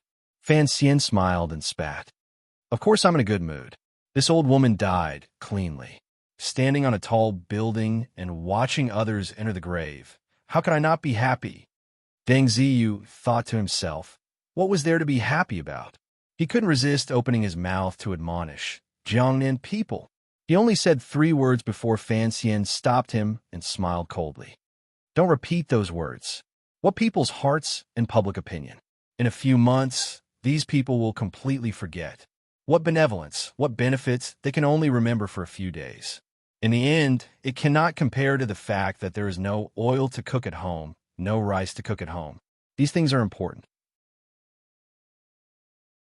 Common people. Common people are the most forgetful people in the world.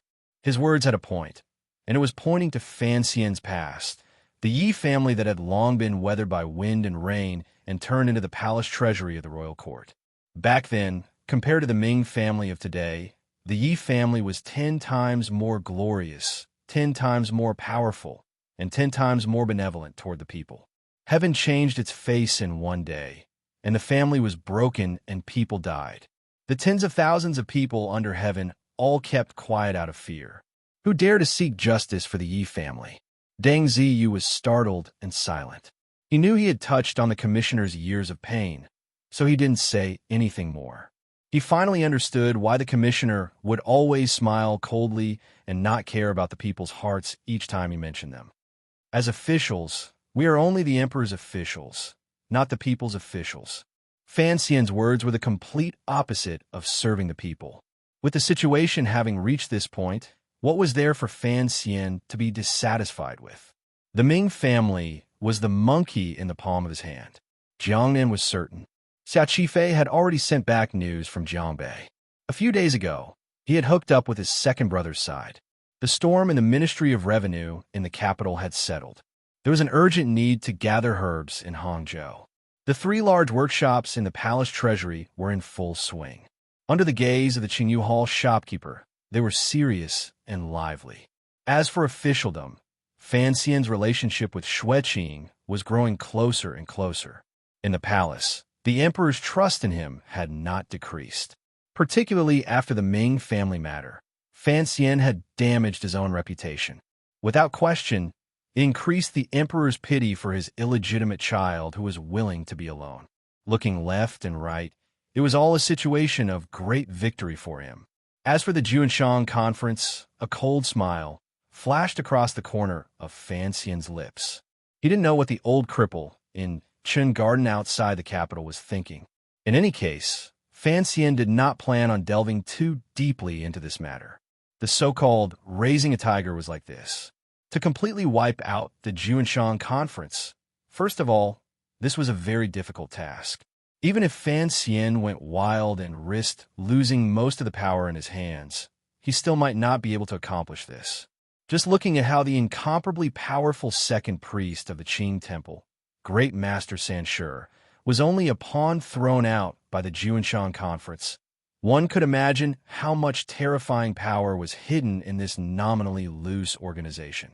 Even if, with the help of his father and the old cripple, the whole family put their lives on the line and successfully overturned the Juanshan Conference, Jiangnan would be settled and the monarch's power was stable. The emperor would not allow Fan Xian to lead troops in a battle. Then what else could Fan Xian do? At such a young age, would he stay in that dark and gloomy room in the Overwatch Council and retire? Fan Xian did not want to become a second Chen Pingping, so he would not rush to resolve and extinguish certain conflicts.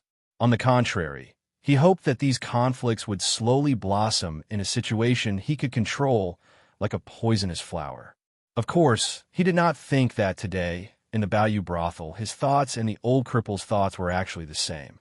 The old and the young were both working hard in secret for a goal that could not be announced. The only regret was that these two people did not seem to be willing to communicate with each other. Perhaps they did not want to implicate each other? Not delving into the Juanshan Conference did not mean they wouldn't deal with it. The Juanshan Conference had tricked Fan Xian a few times in Jiangnan. He had to settle this debt. At this moment, the Black Knights were advancing silently on the mountain path. After a few months of planning, the only small hole was the Juanshan Conference accountant, Mr. Zhou. This person had not been silenced. Furthermore, under the surveillance of both Ming Qingda and himself, he was still able to escape without a sound. This meant that this person was certainly an important character in the Juanshan Conference. Perhaps he knew the true inside story of the Juanshan Conference. However, Haidang still had not returned. A faint worry rose between Fan Xian's brows. Mr. Zhou must be under the protection of a very powerful figure. He left the railing and sat back down at the table. He ordered Deng Ziyu, contact the governor's manor and send out a wanted poster. His voice was very low. The Ming family has already sent someone to deliver housekeeper Zhou's portrait. Give it to the governor's manor and have both sides investigate together. Deng Ziyu shivered. He knew that Sir Zhou did not have any good ideas, so he could only begin to use the power of the government to try and force them in the open. As for that portrait, he knew that it was drawn by the old Ming matriarch's personal serving girl. Fan Xian sighed and said, "If we can capture that Mr. Zhou alive, don't you think this matter would be a bit too wonderful?" It is indeed a wonderful thought. The top floor of Baiwa brothel was empty. Only Fan Xian's table had people sitting at it. At this moment, on the other side of the railing, at that table, two more people suddenly appeared. Furthermore, they followed up Fan Xian's words with extreme coldness. Countless sounds of metal being unsheathed rang out in the top floor. It was very severe. With Gao Da in the lead, the 7 tiger guards gripped their strangely shaped long knives tightly in their hands and formed the shape of a mountain, firmly protecting Fan Xian behind them. At the same time, a dozen swordsmen of the 6th Bureau of the Overwatch Council surged out from the side of the building. Their long swords had not been drawn. In their hands, they had already raised crossbows painted black and did not reflect much light. They were extremely sinister and aimed at the two people at the table. There was originally no one in the building, yet two people had appeared without a sound. Their arrival had not only been hidden from the swordsmen of the 6th Bureau of the Overwatch Council, but also from the Tiger Guards and Fan Xian, whose internal injuries had long healed. What kind of realm was this? However, Fan Xian's defensive power reacted quickly. In an instant, he had separated the two people. A dozen crossbows, in addition to the 7 Tiger Guards who could fight head-on against Haidang Duoduo and Fan Xian, who had long advanced to the 9th level. Even if the newcomers were Yun Zhilan of Dongyi or Sir Lang Tiao of Northern Qi, everyone had the confidence that they could easily take them down. However, the two people did not have any strange expressions in the face of such a situation. The smile on one of their faces was still a bit forced. The other figure wearing a straw hat only exuded a coldness from head to toe. It was a coldness that saw everyone as nothing. The person wearing the straw hat slowly raised his head and revealed a strange face. There was not a trace of expression on his face. However, his eyes looked at the people in the building as coldly as if he was looking at a group of dead people. "You want Mr. Zhou?" "This is Mr. Zhou." Surrounded by crossbows, the person was as at ease as a spring breeze. A natural domineering aura rose from the air. Separated by everyone, he looked coldly at Fan Xian. "But I won't give it to you." Fan Xian looked at the person through the clothes of the tiger guards. His heart jumped. Calmly, he said, "So, it is you who is protecting Mr. Zhou. No wonder Haidang has never succeeded. Since you are not willing to give him to me, then why have you come to see me? I don't have the habit of chatting with uninvited guests." The person coldly said, "A deal. Pull back the Black Knights, and I will spare your life." Spare your life? Under such circumstances, he was saying he would spare Fan Xian's life? Unless he was an idiot, only then would he have such confidence. However, Fan Xian knew that the other person was not an idiot, so he had to have the ability to kill him under such circumstances. Fan Xian instead smiled and asked, "How is Haidang?" The person suddenly rolled his eyes strangely. "I rarely kill women." Fan Xian smiled slightly and said, "That's good, release." Very abruptly and without warning, the word release was spoken. The swordsmen of the 6th Bureau of the Overwatch Council loosened the springs in their hands. The 30 poison crossbow bolts split into 3 batches and shot toward the table like a dense rain of death. "What, Mr. Zhou? What Jiunshan conference?" He didn't have time to worry about it. As long as he could kill the person in front of him, Fan Xian felt that anything was worth it. High-spirited? A bitter smile appeared at the corner of his lips. To be continued. If you want to know what happened next, please log on to www.cmfu.com. More chapters. Support the author. Support original reading.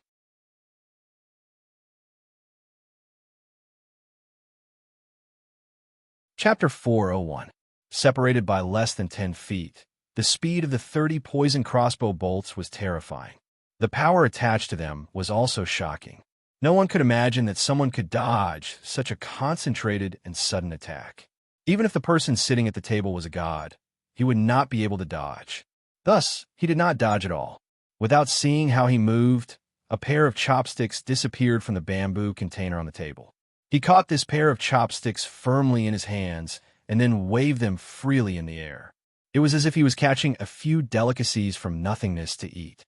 The tips of the weak bamboo chopsticks whistled through the air. It was as if it was not a pair of chopsticks, but an ancient divine weapon imbued with endless shinchi. Ding, ding, ding, ding, ding. It was like rain hitting a banana leaf. A series of densely packed sounds rang out. All of the crossbow bolts in the process of quickly shooting were gently pinched and pulled by the pair of chopsticks. In an impossible situation, all of them were pulled off by a few strands. They deviated from the imagined shooting trajectory by a few strands.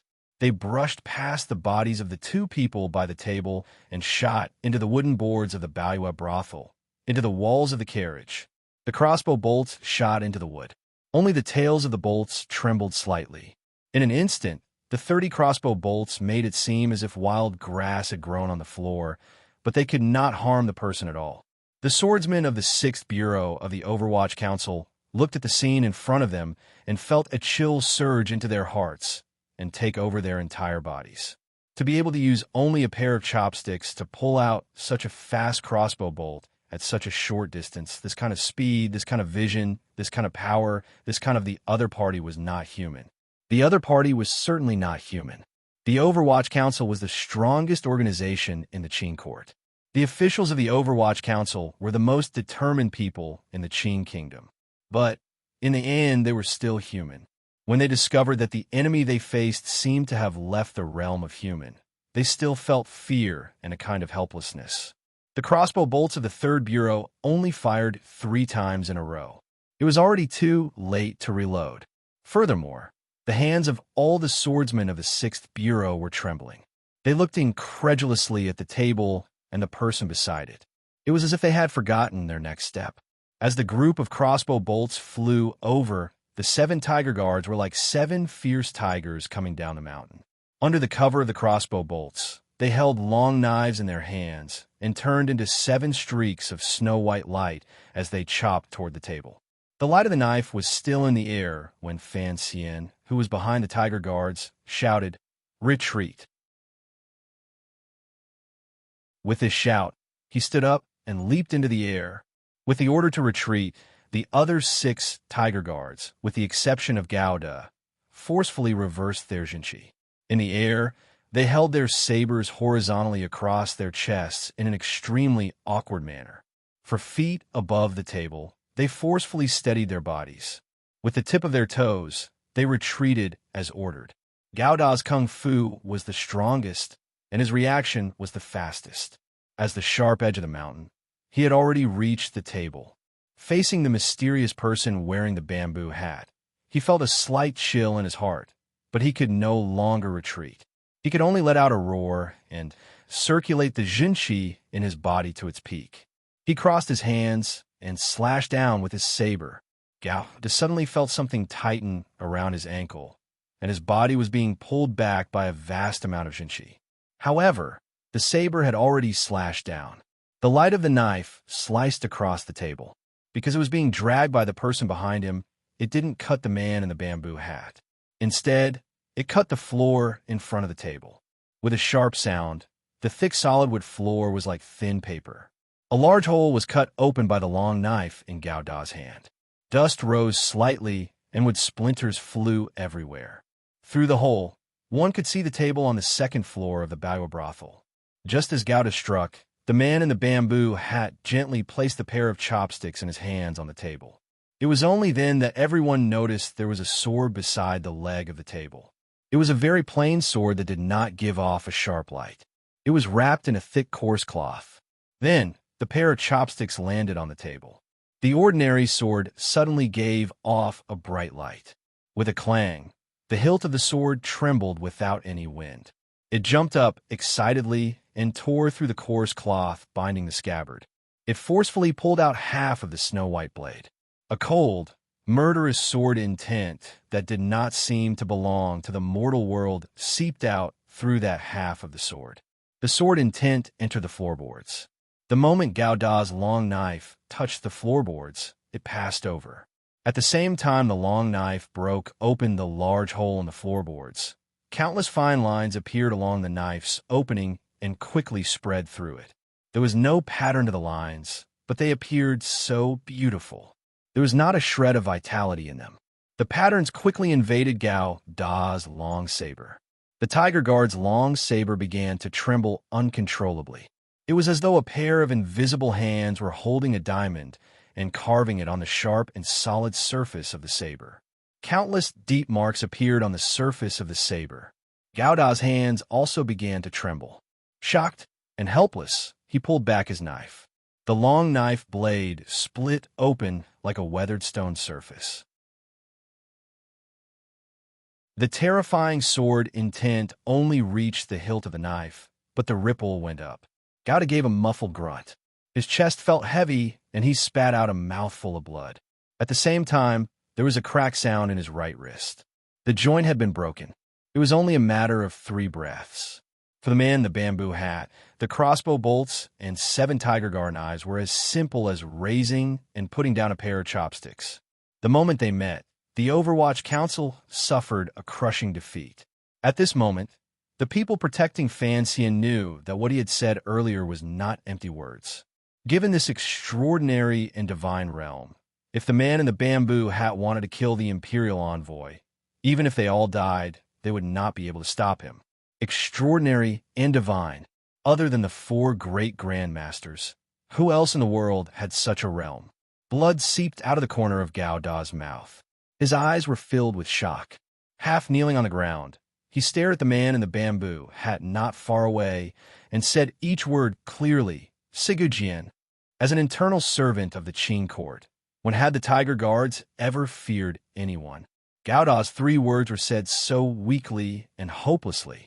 In the hearts of the people, the four great grandmasters were no longer in the category of normal humans. All of the legends had almost become fairy tales. The feelings people had toward the four great grandmasters were only respect. Respect and fear. Other than that, there was nothing else. No one dared to attack the four great grandmasters. Even if it was someone who wanted to commit suicide, no one would choose this path. Gauda stared at the man in the bamboo hat with wide eyes. He didn't understand why Sigu Jian, who should be far away in Dongyi, would come to Jiangnan. It was only then that he felt his ankle being gently released. Earlier, if that person had not used a powerful force to grab his ankle and pull him back, Gauda's knife would have chopped down and the man in the bamboo hat's sword intent rippled out.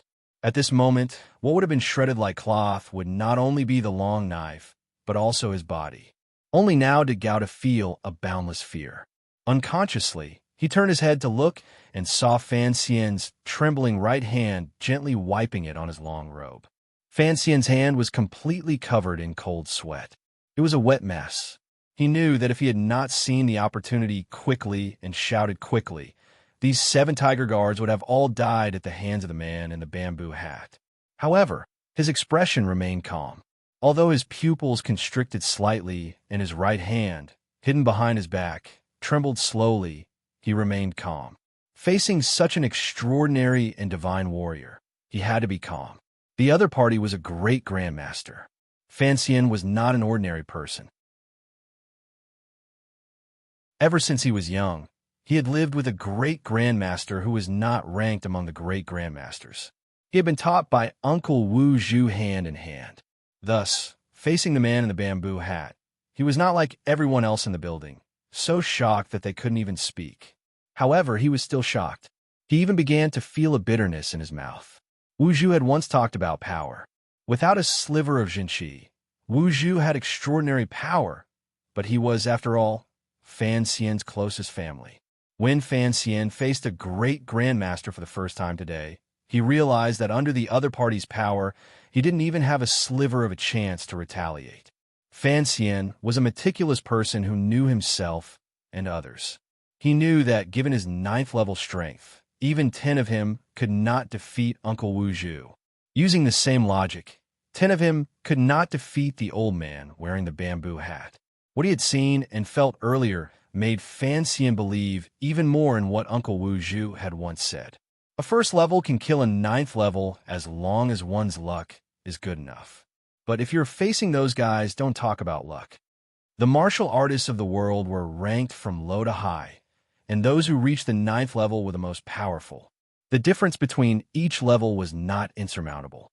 Otherwise, Fan Xian would not have been able to slaughter everyone on Yalan Street, and he would not have been able to toy with Lang Tiao and Friar, he and Shangjing, Northern Qi. Once one broke past the 9th level and entered the realm of the celestial, like Ku He, that Baldy, or the old man in front of him, it was already a completely different realm. The difference in strength was like a bottomless ravine. It was impossible for any scheme to fill it. The top floor of Baoyue brothel was completely silent, but the noise below had already begun. Although Gao Da's strike had struck the air, it had startled countless people. The noise was unbearable. After a short pause, it quieted down. The guards and Shi Sang, guarding downstairs, were probably taking care of it. The man in the bamboo hat by the table was still silent. It was as if he was waiting for Fan Xian to make a decision. There was no light on his body, but in everyone's eyes, his thin clothes seemed to be plated with the splendor of the sky, making it hard for people to look directly at him. In comparison, Mr. Zhou, whom Fan Xian had always wanted to capture, sat timidly by the man in the bamboo hat. No one would notice him. A simple person, yet he covered up all the splendor between heaven and earth. Fan Xian's left hand still held the fan tightly. He looked at the man in the bamboo hat by the table and didn't speak for a moment. The top floor of Baoyue brothel was completely silent. It was deathly silent. The atmosphere was oppressive. The man in the bamboo hat looked at the calm Fan Xian and smiled slightly. Your reaction, your strength, seems to be a bit stronger than the rumors say. This was referring to when Gao Da's strike had come down. Fan Xian had reacted quickly and called back the 6 people. In a flash, he had shot up and used the coffin breaker to expand his right arm. He then used a small trick to forcefully grab Gao Da's ankle and drag Gao Da back, saving his life. For Fan Xian to be able to do all this in such a short moment could already be considered perfect. It was so much so that the man in the bamboo hat revealed a glimmer of admiration. Fan Xian did not reply to this question. Contrary to everyone's expectations, he slowly walked to the side of the railing and didn't look at the man in the bamboo hat again. All of the guards, including Gao Da, were stunned. The commissioner was very daring. Facing a great grandmaster that tens of thousands of people revered, he could be so natural and not look at him. Fan Xian walked to the side of the railing and faced the bustling Suzhou. The sparse air above Suzhou and the lingering smell of firecrackers lingered in the air. He took a deep breath. His expression changed slightly and immediately returned to normal. No one knew what he was thinking about. The sound of footsteps came from the stairs. Shi Chanli, whose face was full of shock, and Sang Wan, who had her mouth wide open and revealed worry in her gentleness, glanced at the table surrounded by the people of the Overwatch Council. They immediately turned their questioning gazes toward Fan Xian by the railing. Everyone go down. Fan Xian leaned against the railing and didn't turn his head as he gave the order in a cold voice. His hand gripped the fan tighter and tighter. The paper of the fan had warped slightly. He had probably made up his mind. Earlier, when the Tiger Guards had attacked, Fan Xian's shout had been able to make everyone retreat without regard for their lives. From this, it could be seen that none of the guards had any objections to his orders. They had carried them out very thoroughly. Now, when he gave the order for everyone to go down, everyone, including the Tiger Guards, used silence to express their opposition. A great grandmaster wanted to kill someone. At a time like this, no one dared to leave Fan Xian alone in the building. Fan Xian turned around and gazed at Gao Da with a slight smile. Perhaps my orders are no longer effective? Gao Da's heart skipped a beat. Looking at the familiar warm smile on the commissioner's face and the encouragement in it, his mind was a mess for a moment. He understood Fan Xian. Every time Fan Xian revealed that mesmerizing smile, it was often when he was truly angry. It was also when he had a card up his sleeve. Fan Xian continued, "Without my orders, no one is allowed to take one step into this building. Also, immediately evacuate the neighboring streets to prevent accidental injuries." Gao Da let out a murky breath and wiped away the blood at the side of his lips. With a muffled grunt, he led everyone down the stairs. Along the way, he also pushed down Shi Chanli, who was standing at the top of the stairs and unwilling to go down. When Fan Xian's personal guards came down the stairs, they saw a scene that they would remember deeply. It was a scene that made them incomparably terrified at the time. Step by step, Fan Xian slowly walked toward the table. He wore that strange smile on his face as the deformed fan in his hand opened again. As he fanned himself, he walked toward the table. His walk was very steady and free. In reality, walking from that table to this table was only a distance of 10 steps. However, these 10 steps made Fan Xian feel as if he had walked through the gates of hell. Strangely, the closer he got to the table the man in the bamboo hat was at, the calmer Fan Xian's heart became. Walking to the side of the table, Fan Xian stared into the eyes of the man in the bamboo hat. He looked directly at him rudely, as if he was not at all afraid that the man could kill him with a casual raise of his hand. The man in the bamboo had also seemed to feel that the Jiangnan Road Imperial Envoy was rather daring and looked back at him with a slight smile. Gao Da went down the stairs and immediately rearranged the defenses. At the same time, he followed the commissioner's orders and evacuated the neighboring citizens. He also ordered his subordinates to quickly go to the governor's manor to mobilize troops. Although he knew these methods had no effect on the powerful warrior in the building, he had done his best. Then, he went to the top floor of a building adjacent to Baiwa Brothel and flipped onto the eaves. Carefully hiding his figure, he watched every movement in Baiwa Brothel across the street. He was prepared to gamble his life at any moment. Gao Da crouched behind the tile beast and looked at the top floor of Baiwa Brothel. He couldn't hear what the people inside were saying, but just looking at the contents was enough to shock him. The building was empty. There was only Fan Xian and a man in the bamboo hat facing each other. One was sitting by the table, and the other was standing by the table. As for Mr. Zhou, although he was not a person in Fan Xian's eyes, he was still an eyesore, so he waved his hand and indicated for Mr. Zhou to scram to the side. In reality, the Juanshan Conference's accountant, Mr. Zhou, was already quite frightened. He immediately left his seat obediently and squatted in the corner of the railing. There was an empty chair. Thus, Fan Xian lifted the front of his robe and sat down without a care in the world. At this moment, he was less than half a body's distance from the man in the bamboo hat. It was intimate, dangerous, and terrifying to the extreme. Gao De, who was watching from a distance, was almost scared to death. Fan Xian, who was in the building, still wore a faint smile. He put away the deformed paper fan in his left hand and slowly picked up the chopsticks the man in the bamboo hat had slammed on the table. He inserted them back into the bamboo tube. He did these 3 actions very carefully, slowly, and carefully. After the chopsticks were inserted, he sighed happily and clapped his hands as if he had completed a great task. The man in the bamboo hat did not kill him. This meant that everything could be discussed. Courageous. The man in the bamboo hat looked at Fan Xian with a slight smile. Among the younger generation, you are the most outstanding. If the great Grandmaster's words got out, it would certainly establish Fan Xian's unbreakable position. However, Fan Xian did not feel slightly gratified because of these words. He smiled warmly and said, "So what? If you want to kill me, isn't it a matter of time?" The man in the bamboo hat calmly said, "What I said earlier still stands. You pull back the Black Knights, and I won't kill you." Fan Xian suddenly raised his head. A glimmer of mockery and disdain appeared in his eyes. In this world, it had been many years since someone dared to use this kind of gaze to look at the man in the bamboo hat. Even though the man in the bamboo hat was a top figure in the world, he still couldn't help but feel a glimmer of anger. "This is your request. A proper great grandmaster has fallen to such a level? You don't need this old face, but the Qing court still needs face." Fan Xian suddenly opened his mouth. Once he opened his mouth, countless sharp words spouted out.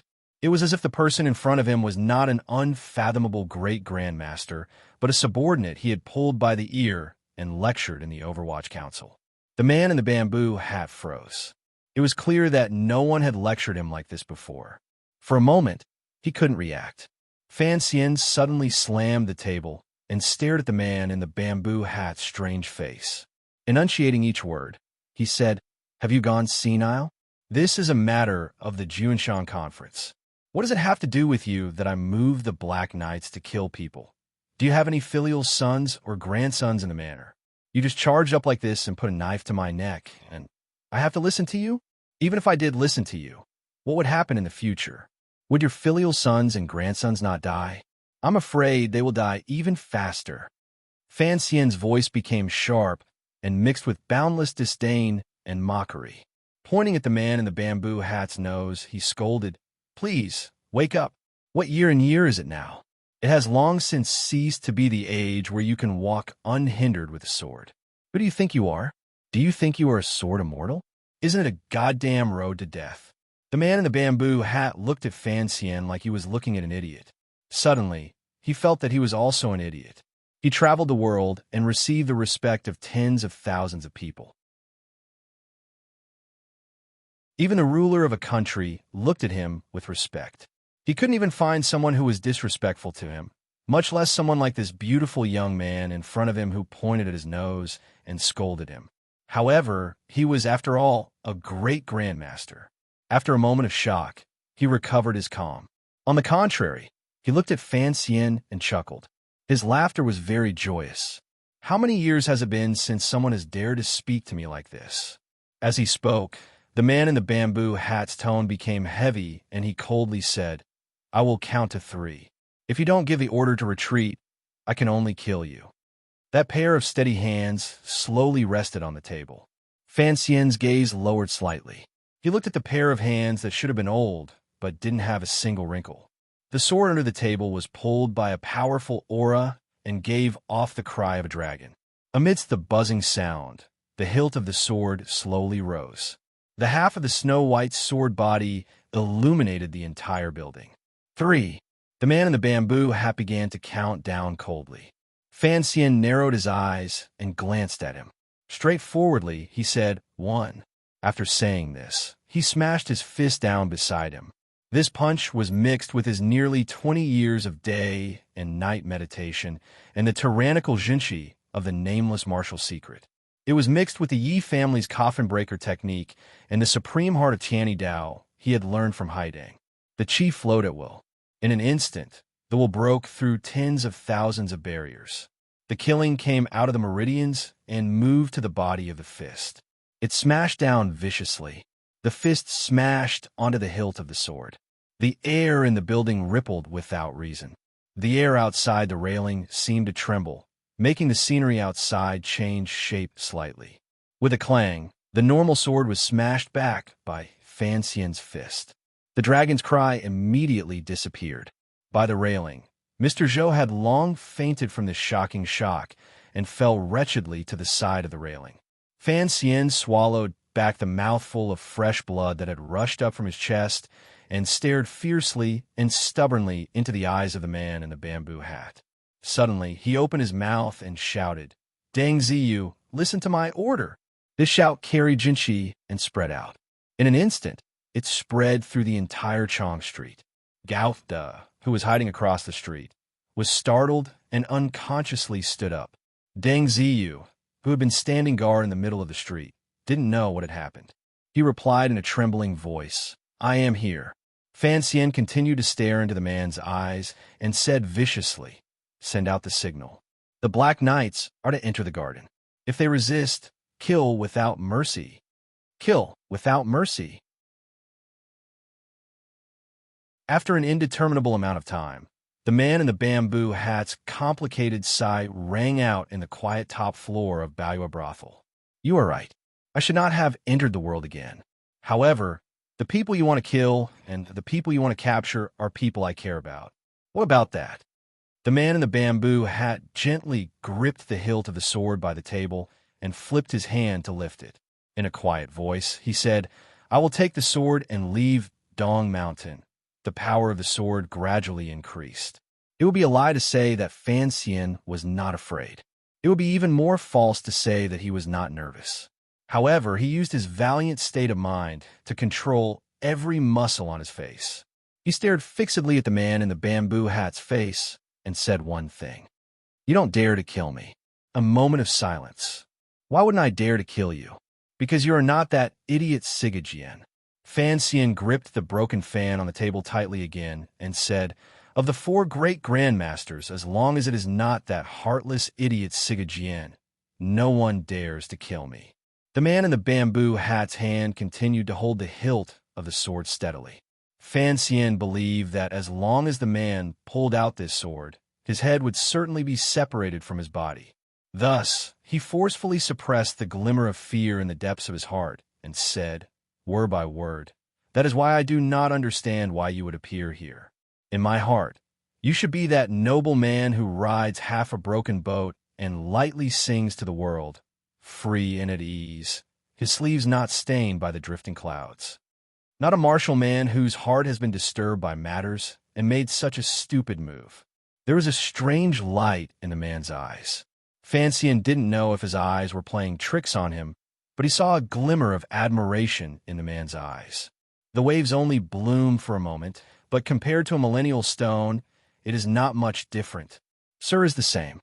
Fan Xian stared fiercely at the man and said, "If you were Yi Luyuan, how would you dare to kill me?" To be continued. If you want to know what happened afterwards, please log on to www.cmfu.com. More chapters. Support the author. Support original reading.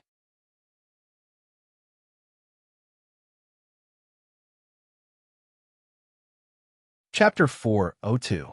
The first and only time Fan Xian saw Yi Luyuan was when he was 12 years old. That year, he lay on the precipice with a strange light in his eyes.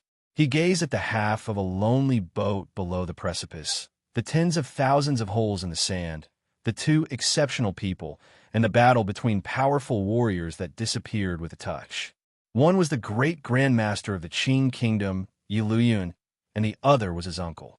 The 12-year-old Fan Xian had just completed his tyrannical scroll, so his insight could not be considered exceptional. Thus, he only sighed in admiration at the power of the battle and did not stop to understand its essence. On the contrary, it was during these years that he would occasionally think back to that time and scene.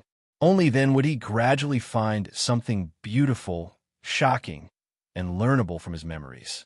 The more he thought back, the more he admired Uncle Wu Zhu and Yi Luyun's exceptional methods.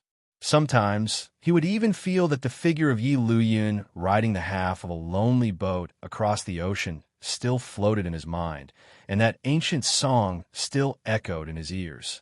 He had never thought that this great grandmaster of the Qing kingdom, a figure revered by tens of thousands of people, would be at the top of a brothel and become the person he had to face.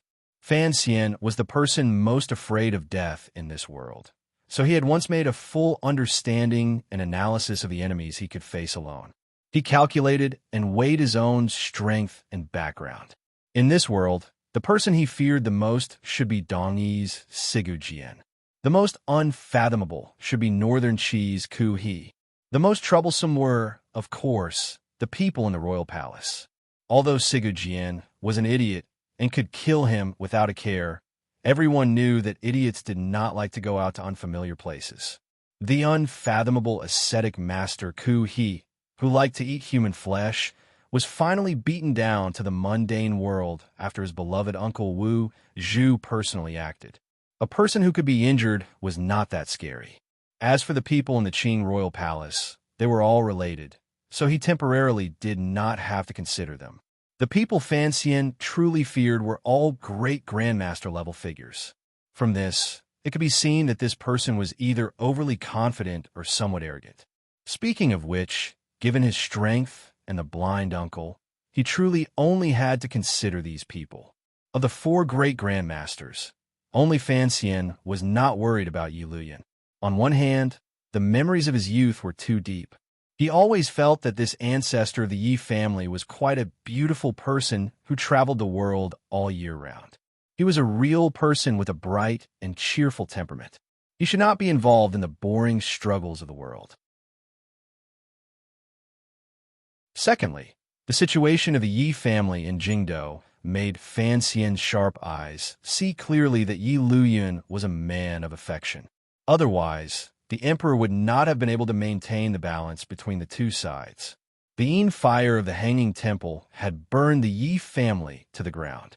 Despite such a despicable method, Yi Luyun was able to endure and not return to the capital.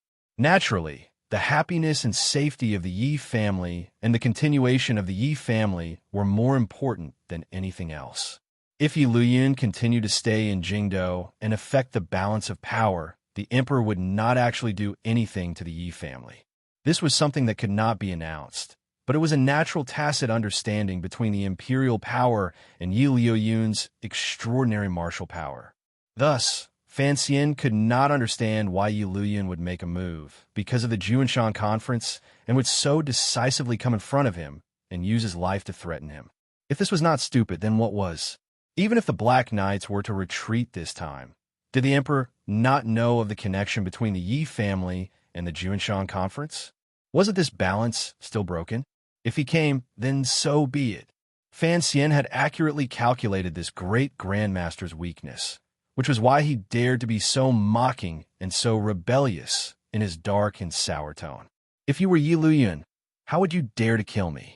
Fan Xian stared at the pair of eyes that were as calm as autumn water under the straw hat. It was as if he wanted to see the true purpose of this great grandmaster's sudden visit to Suzhou. In the depths of his heart, he had even prepared himself if Yi Luyun immediately asked, "Why wouldn't I dare to kill you?" He would immediately and coldly throw out the killing weapon he used to roam the Jianghu as an explanation. "If you kill me, Uncle Wu Zhu will naturally kill everyone in the Yi family." This was a simple truth. Yi Luyun would definitely believe it and would not accept it. So, back then you hit on the cliff and peaked. Unexpectedly, Yi Luyan did not continue Fan Xian's words. He only slowly put the sword in his hand back into its sheath. Looking at his handsome face, he sighed. Fan Xian's heart jumped, but there was no expression on his face. He remained calm. You don't understand? Yi Luyan asked. Fan Xian truly didn't understand, so he nodded. The viciousness and confidence he had purposely pretended earlier immediately weakened a little. Yi Luyan smiled slightly and said, If you weren't on that cliff, how could you have read those 2 lines? How could you have known that I was you? How could you have known that I knew you were him? How could you have known that I wouldn't dare to kill you? It was very complicated. It sounded very complicated, so Fan Xian truly felt a bit dizzy. Fortunately, his enlightenment was a dozen years earlier than normal people. He had lived 2 lives, so his basic knowledge of logic was much more solid than others. He circled around in his head a few times and finally understood Yi Luyan's words. What Yi Luyan wanted to express was very simple. In this world, at least now, at least in Jiangnan, there were not many people who knew him. This meaning made Fan Xian feel incomparably shocked. Were there really not many people who knew the great grandmaster of Qin Kingdom? He unconsciously let go of the paper fan he held tightly in his hand. A glimmer of mockery rose to the corners of his lips. Don't think that you can pretend to be my uncle by pretending to be cool.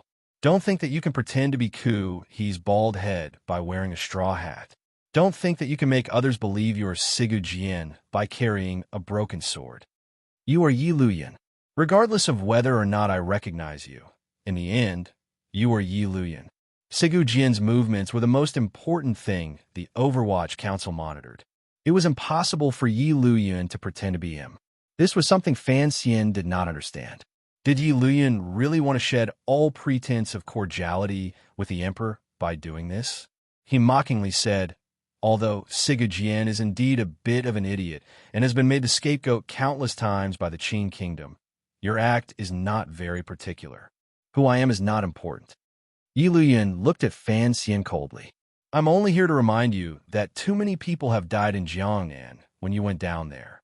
Fan Xian narrowed his eyes and looked at one of the 4 most powerful people in the world without shrinking back.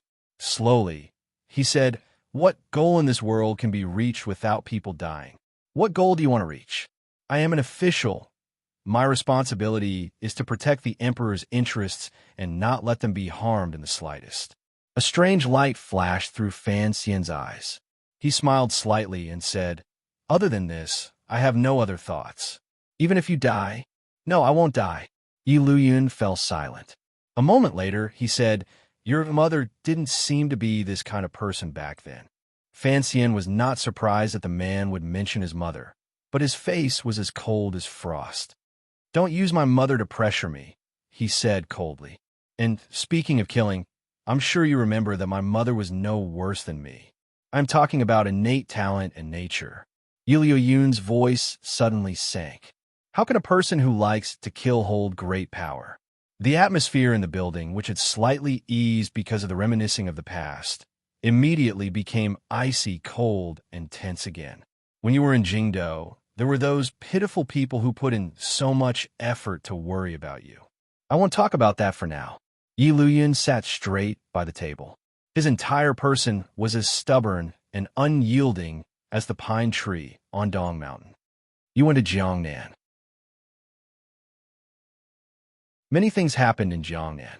How many people died because of your skillful hands?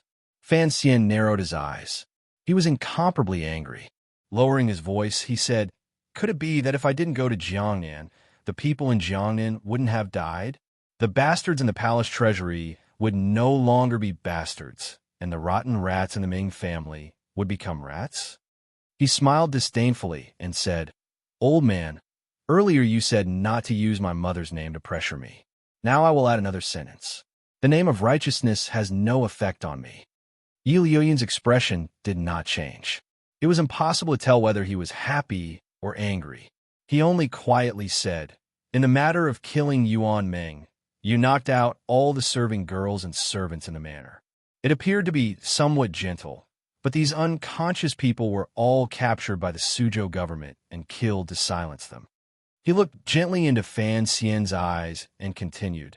When you left, you should have guessed that under the pressure of the Overwatch Council, those innocent people could only die. If you don't kill the innocent will die because of you. I only need to bear the responsibility I should bear. Fan Xian used the shameless words of a coach from his previous life lightly to reply, but a great shock surged in his heart. Of course, it was not because those innocent people had died, because of him, although this made his heart dim slightly. This great shock came from Yi Liuyun's words. His words seemed to faintly reveal that he clearly knew the details of him entering the manor to kill people. Fan Xian stared into Yi Liuyun's eyes. He didn't know just how much this great grandmaster knew. If he knew that he had already learned the Sigu sword, then it would be terrible. This was one of Fan Xian's secrets. Once the Emperor and Jingdo found out, the entire Overwatch Council will be trampled to the ground because of the shadow and hanging temple matter. The other party could completely use this to threaten him. Looking at Yi Liuyun's expression, it seemed that he did not know the details. But why did Yi Liuyun not mention anything else but the unimportant Yuan Meng? A harsh light flashed through Fan Xian's eyes. He immediately recovered his calm and gave up on the thought of silencing him. Today's situation was different from the past. In the past, he was the knife, and the people were the meat. Today, he was the one struggling for his life on the chopping block. Wanting to kill the man in the bamboo hat in front of him, while Uncle Wu Zhu was recovering from his injuries, was an impossible task. Thus, Fan Xian slammed the table and roared, "To accomplish great things, one must not bother with trifles. If we don't strike like lightning and let Jiangnan be like before, how many people will the Ming family kill? How many more people will those pirates kill? Will you fill in the hole in the national treasury for me?" Without waiting for Yi Liuyun to reply, the tip of his disdainful finger stretched out again. Very boldly and rudely, he pointed at Yi Liuyun's nose and scolded, "And that Juanshan conference? Are they cleaner than me? What kind of person are you? How can you lower yourself to do things for them? You are a great grandmaster of the court. If you don't stand on my side, what right do you have to stand on that side?" The last sentence cleverly turned and went straight for the heart. Yi Liuyun furrowed his brows slightly and slowly said, "The Juanshan conference is not what you think it is. Of course I understand. You are a great grandmaster high above, but in the end, you are still a person. You need to enjoy. Walk the world. Wandering the world is happy. But if you're exposed to the sun and rain, where is the feeling of being at ease?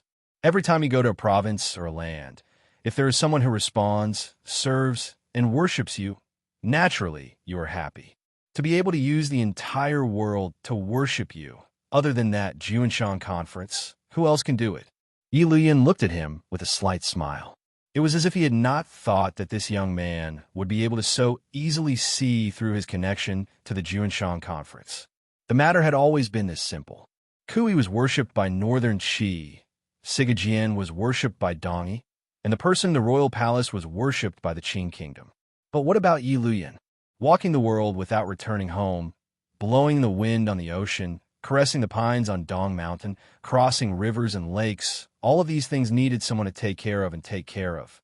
Even a great grandmaster had to eat and live in an inn, particularly someone of his status. Certainly, he did not like all the conventional flattery. Would he be willing to live in a secluded garden and interact with some lonely guests hidden in the wilderness? The garden required money.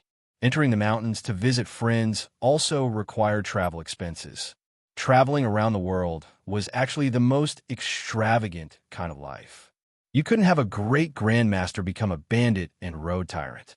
Fan Xian had not finished speaking when he smiled coldly and said, "But the relationship between your filial son and the Juanshan conference is not so simple. If you want to fish people out from under my hands, it is not so simple. The Juanshan conference is protecting these womanly hands for you. Are you planning to use these hands to hold up the sky for the Juanshan conference?" As he spoke, his gaze, intentionally or not, landed on Yi Liuyun's hands on the side of the table. Those hands were like white jade without a single wrinkle. They were not at all like the hands of an old man. Rather, they were like the hands of a girl who had never seen the sun and only knew how to embroider flowers and birds in her boudoir. This was the sign of Yi Luyun abandoning his sword and mastery of San's home many years ago, when Yi Qingmei pushed Wu Zhu into Qing Kingdom's Jingdou. After the first battle between Wu Zhu and Yi Luyun, it had not changed at all in all these years. Yi Luyun listened to Fan Xian describe his hands as womanly. His eyes, which were as calm as autumn water, gradually began to boil. The key to negotiation was to grasp the other party's emotions, even if the other party was a high and mighty great grandmaster. Thus, when Fan Xian discovered that the true anger in Yi Luyun's heart was about to explode, he immediately changed the topic and slowly said, "There should still be some time before the Black Knight's act. If you truly care about your filial son and grandson in the garden, shouldn't you give Mr. Zhou to me?" Yi Luyun gazed at him with a not-quite-there smile. It was as if he was mocking him or looking at an ignorant child. "At this time, you are willing to accept my conditions?" Fan Xian lowered his eyelids slightly, but his heart gave a thump. He had originally thought that since Yi Luyun was not afraid of the hardship of sneaking the Juanshan Conference account master to Baiwa brothel, he had the intention of using Mr. Zhou to exchange for the Yi family descendant in the Juanshan Conference. Did the other party not have this intention at all? "I have never accepted any conditions under coercion." He raised his head and looked with great sincerity at Yi Luyun's simple face with his calm eyes. "But this does not mean that I am not willing to come to some kind of agreement with an elder worthy of respect." Hearing this, Yi Luyun was finally moved. He sighed and said, "As expected, shameless." Fan Xian smiled slightly and said, "You use martial power to coerce people. I use human lives to coerce people. If we're talking about shamelessness, it's actually not too far off." Yi Luyun slowly stood up. Fan Xian's heart froze, but his expression was calm. He once again opened the pitiful fan that was already wet and deformed and waved it randomly. Yi Luyun looked at the fan in his hand. A glimmer of a smile flashed through his eyes. He could see the true nervousness in the depths of this young man's heart. "Don't think that you understand everything and that you can control everything," Yi Luyun said. "Otherwise, one day, you will die a very pitiful death. Otherwise, there will come a day when you will die a pitiful death. You are a smart person, but don't be too smart. You are smart, but don't be too smart." Yi Luyun lectured. "You should know how to deal with the following matters." Yi Luyun slowly lowered his head and allowed the bamboo hat to cover his simple face. Holding the long sword tied in rough cloth, he walked to the side of the railing and turned his hand to grab Mr. Zhou by the collar. Fan Xian finally felt a glimmer of helplessness and bewilderment. If the great Yi Luyun had not come to deliver Count Zhou to him, why would he condescend to talk with him for so long? Yi Luyun turned his head. The mist in his eyes gradually grew. A faint but terrifying killing intent shocked Fan Xian's body. In the end, he slowly said, "I am carrying a sword, not pretending to be that idiot Sigajian. Perhaps you have forgotten that I used a sword in the past."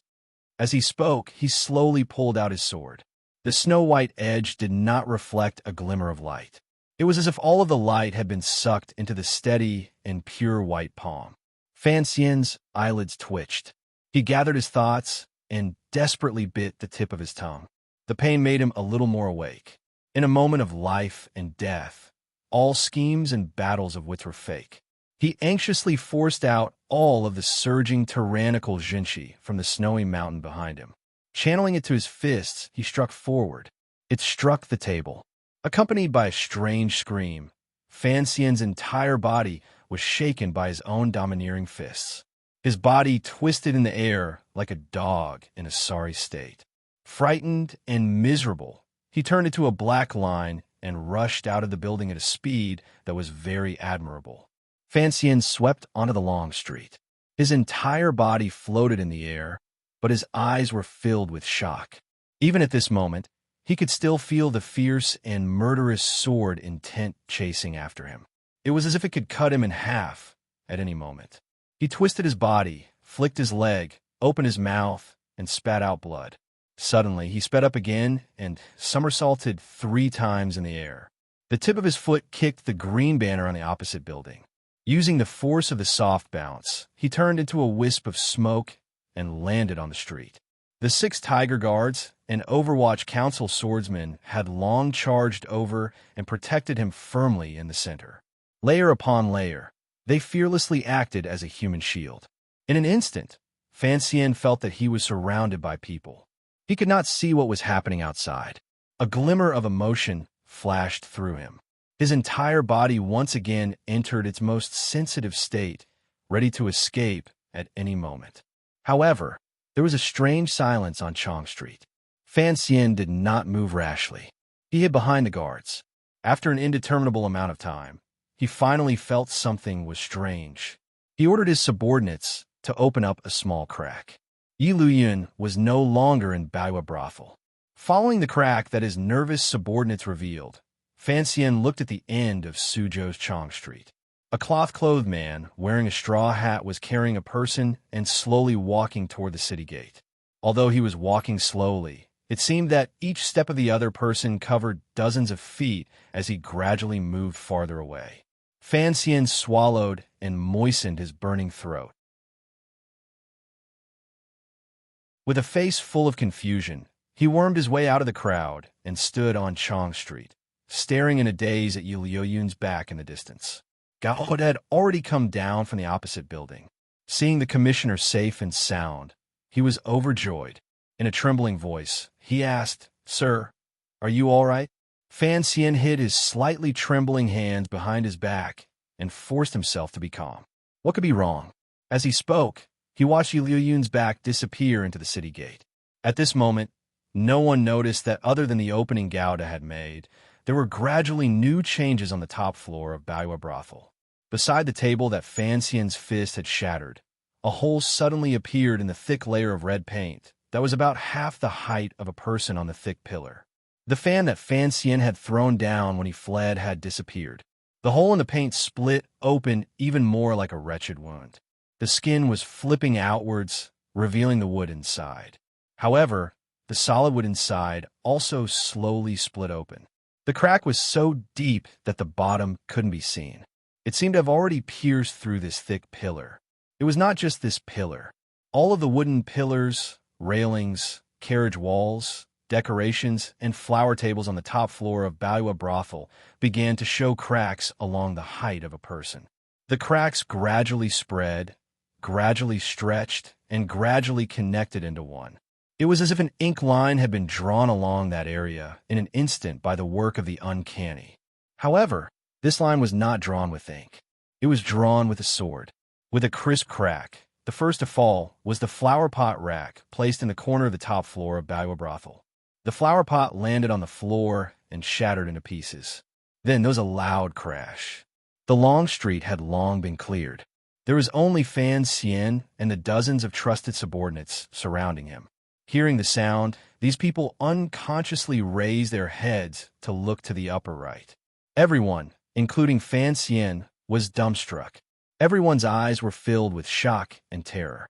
Everyone's mouths were wide open, revealing teeth that were either perfectly white, full of tea stains, or missing a few teeth. They did not react at all when the dust and gravel that gradually filled the air blew into their mouths. Baiwa brothel had collapsed. More accurately, it should be the top floor of Baiwa brothel had collapsed. More accurately, half of the top floor of Baiwa brothel, at this moment, was neatly and tidily collapsing according to a perfect design, sending dust flying into the air. The dust gradually settled. Everyone could see clearly that it was as if the top floor of Baiwa brothel had been split open from the middle by a heavenly sword. The top had completely caved in, leaving only half of the neatly arranged wooden boards and decorations. The break was very neat and smooth. It truly was as if a large sword had split it open from the middle. Of course, at this moment, everyone knew that this had indeed been split open by a person using a sword. The feeling they had at the beginning resurfaced in everyone's hearts. This person was not a person. Fan was the first person on the long street to close his mouth. He looked at the city gate that had long disappeared without a trace of people. He then turned his head to glance at his own half-broken building. He couldn't resist slapping his face heavily to convince himself that this was truly what had happened. When the people of the Overwatch Council and Tiger Guards came back to their senses, the gaze they turned to Fan Xian was somewhat strange. It was filled with shock and lingering fear, as well as confusion. They wondered how the commissioner had come out alive. This question, Fan Xian himself was not very clear. Deng Ziyu. Fan Xian's voice was slightly raspy. The rims of his eyes were filled with an unhealthy red. As he coughed, he said, "Go over there." It was clear that Deng Ziyu was still in a half-dazed state. After Fan Xian angrily said it twice, he woke up and quickly made a sound of acknowledgement. Fan Xian called him in front of him and lowered his voice. If someone surrenders, then you must protect their life." Deng Ziyu was slightly startled. He raised his head to look at the commissioner. A glimmer of shame flashed through Fan Xian's eyes. "Bring the person back." "No, have the Black Knight send him directly back to Jingdo." He sighed in his heart. "Don't get involved with me anymore. Let your elders play with their own matters. I can't endure this kind of mental torture anymore." Deng Ziyu accepted the order and turned his head to glance at the half-broken building. He couldn't resist swallowing. In a trembling voice, he asked, "Sir, who exactly is that person?" Fan Xian glared at him and said, "Didn't Gauda say it was Sigu Jian?" It was no wonder Deng Ziyu was a trusted aide from the Second Bureau. He very straightforwardly retorted, "The council reports clearly wrote that Sigu Jian is still in Dongyi." Fan Xian directly cut off his words and said angrily, "Look at this broken building. The other party is a great grandmaster. Is his whereabouts something our crows can keep track of?" Deng Ziyu didn't understand why Fan Xian was angry. He quickly accepted the order and found a horse to leave the city in a hurry to meet up with the Black Knights. After Deng Ziyu left, Fan Xian continued to stand on the long street, unwilling to return to Hua Garden. His subordinates and the Tiger Guards could not persuade him, so they could only stand with him. Fan Xian couldn't resist glancing at his half-broken building again. He wanted to say something, but he restrained himself. Before long, a fast horse from the Overwatch Council returned. Report, already out of the city gate. Another number of hours passed.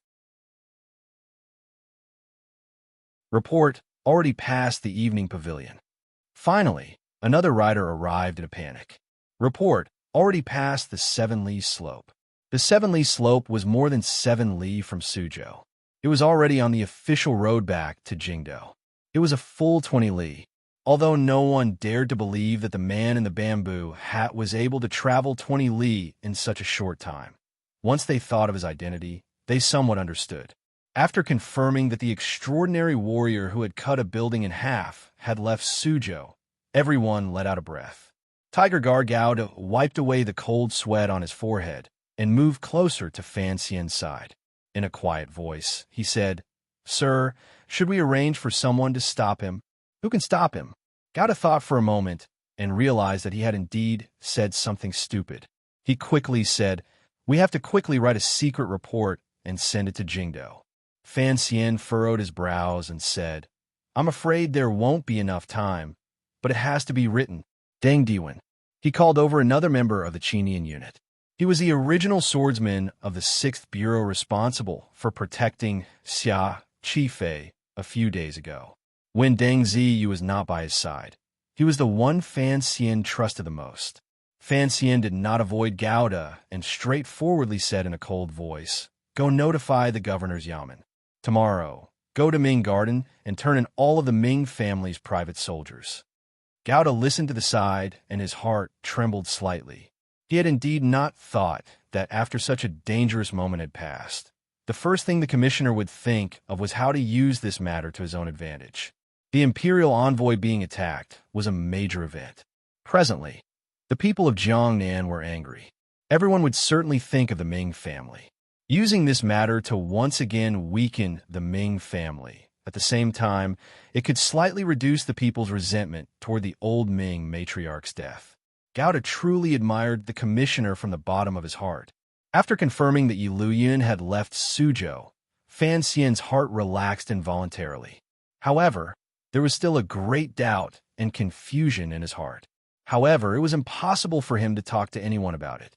Looking again at the half-broken building beside him, He couldn't resist cursing with a gloomy expression. How much silver is this going to cost to repair? That old bastard. Hearing these words, everyone couldn't help but be shocked. Immediately, they froze and didn't dare to open their mouths. The long street was silent again. No one had thought that the commissioner would dare to curse a great grandmaster in the middle of the street. Fan looked at everyone's strange expressions, and a wave of anger surged up for no reason. He opened his mouth and cursed loudly. This is my building. Someone else is tearing it down. And I can't even curse? That's an old bastard. Gauda's heart was complicated. He wanted to go cover the commissioner's mouth, but he didn't have the courage. He couldn't help but admire the commissioner even more. He was indeed a courageous and exceptional figure. Earlier, Fan had dealt with it alone upstairs, which had already made these subordinates indescribably amazed. Later, he was able to survive and successfully make the great grandmaster float away. Everyone admired the commissioner even more to the bone. Of course, what they admired the most was that Fan still dared to curse in the middle of the street after the matter. Under everyone's admiring gazes, Fan mumbled something, but no one heard it clearly. They only saw his body go limp, and he was about to fall down in the middle of the long street. A patch of flowers floated past. A girl supported Fan body. Everyone recognized this person and knew she was the commissioner's confidant, so they were not nervous. They were just a bit worried. It looked like the commissioner had still suffered internal injuries in the face of an extraordinary and saintly great grandmaster. Everyone hurriedly followed the young man and woman in front of them toward Hua Garden. It was only at this time that the governor's manor's soldiers arrived late. Fan tilted his body slightly and fell into the girl's embrace. Smelling the faint fragrance, he couldn't resist grumbling. He's already gone before you dare to come out. An apologetic expression flashed across Haitong's face. I can't beat him. Fan couldn't resist rolling his eyes. Who can beat this kind of monster? Haitang asked worriedly. You suffered internal injuries? No, Fan replied seriously. I pretended for too long upstairs. Actually, my legs have long gone limp from fear. The last chapter was actually written in a hurry. Many places were rather rough, such as a lot of typos, so I was embarrassed to narcissistically admire myself at the end of the chapter. Haha, this was in response to a cute question from a book friend. Then, there was Yi Lu Yun coming to Suzhou. The logical problem of coming and then leaving is established, but the specific reason cannot be explained. The inside story is detailed in the next volume, Pleasure Before the Palace. P.S. The South was cold, and the whole family caught a cold. One brother's parents went south for the new year and ended up stuck on the Hunan Railway. Another brother wanted to go north for the new year, but the train stopped running, so he could only be alone. What is this? Fortunately, there's a sky full of white snow to edify. I wish everyone good health. Photoshop again. Occasionally I think of something. Now that the story is good, why is there less strangeness in the words? I want to find the part that makes me feel good. Photoshop again. Today, the word count seems to have increased. Originally, there were only 8,900 words. Photoshop, now it's over 9,000 words. Tomorrow, I'll write a chapter to make up for it. I'm too lazy to change. To be continued. If you want to know what happens next, please log on to www.cmfu.com. More chapters. Support the author. Support original reading. You're tuning in to the Warrior Lore YouTube channel. Don't forget to subscribe and join us on this journey to catch the most captivating stories.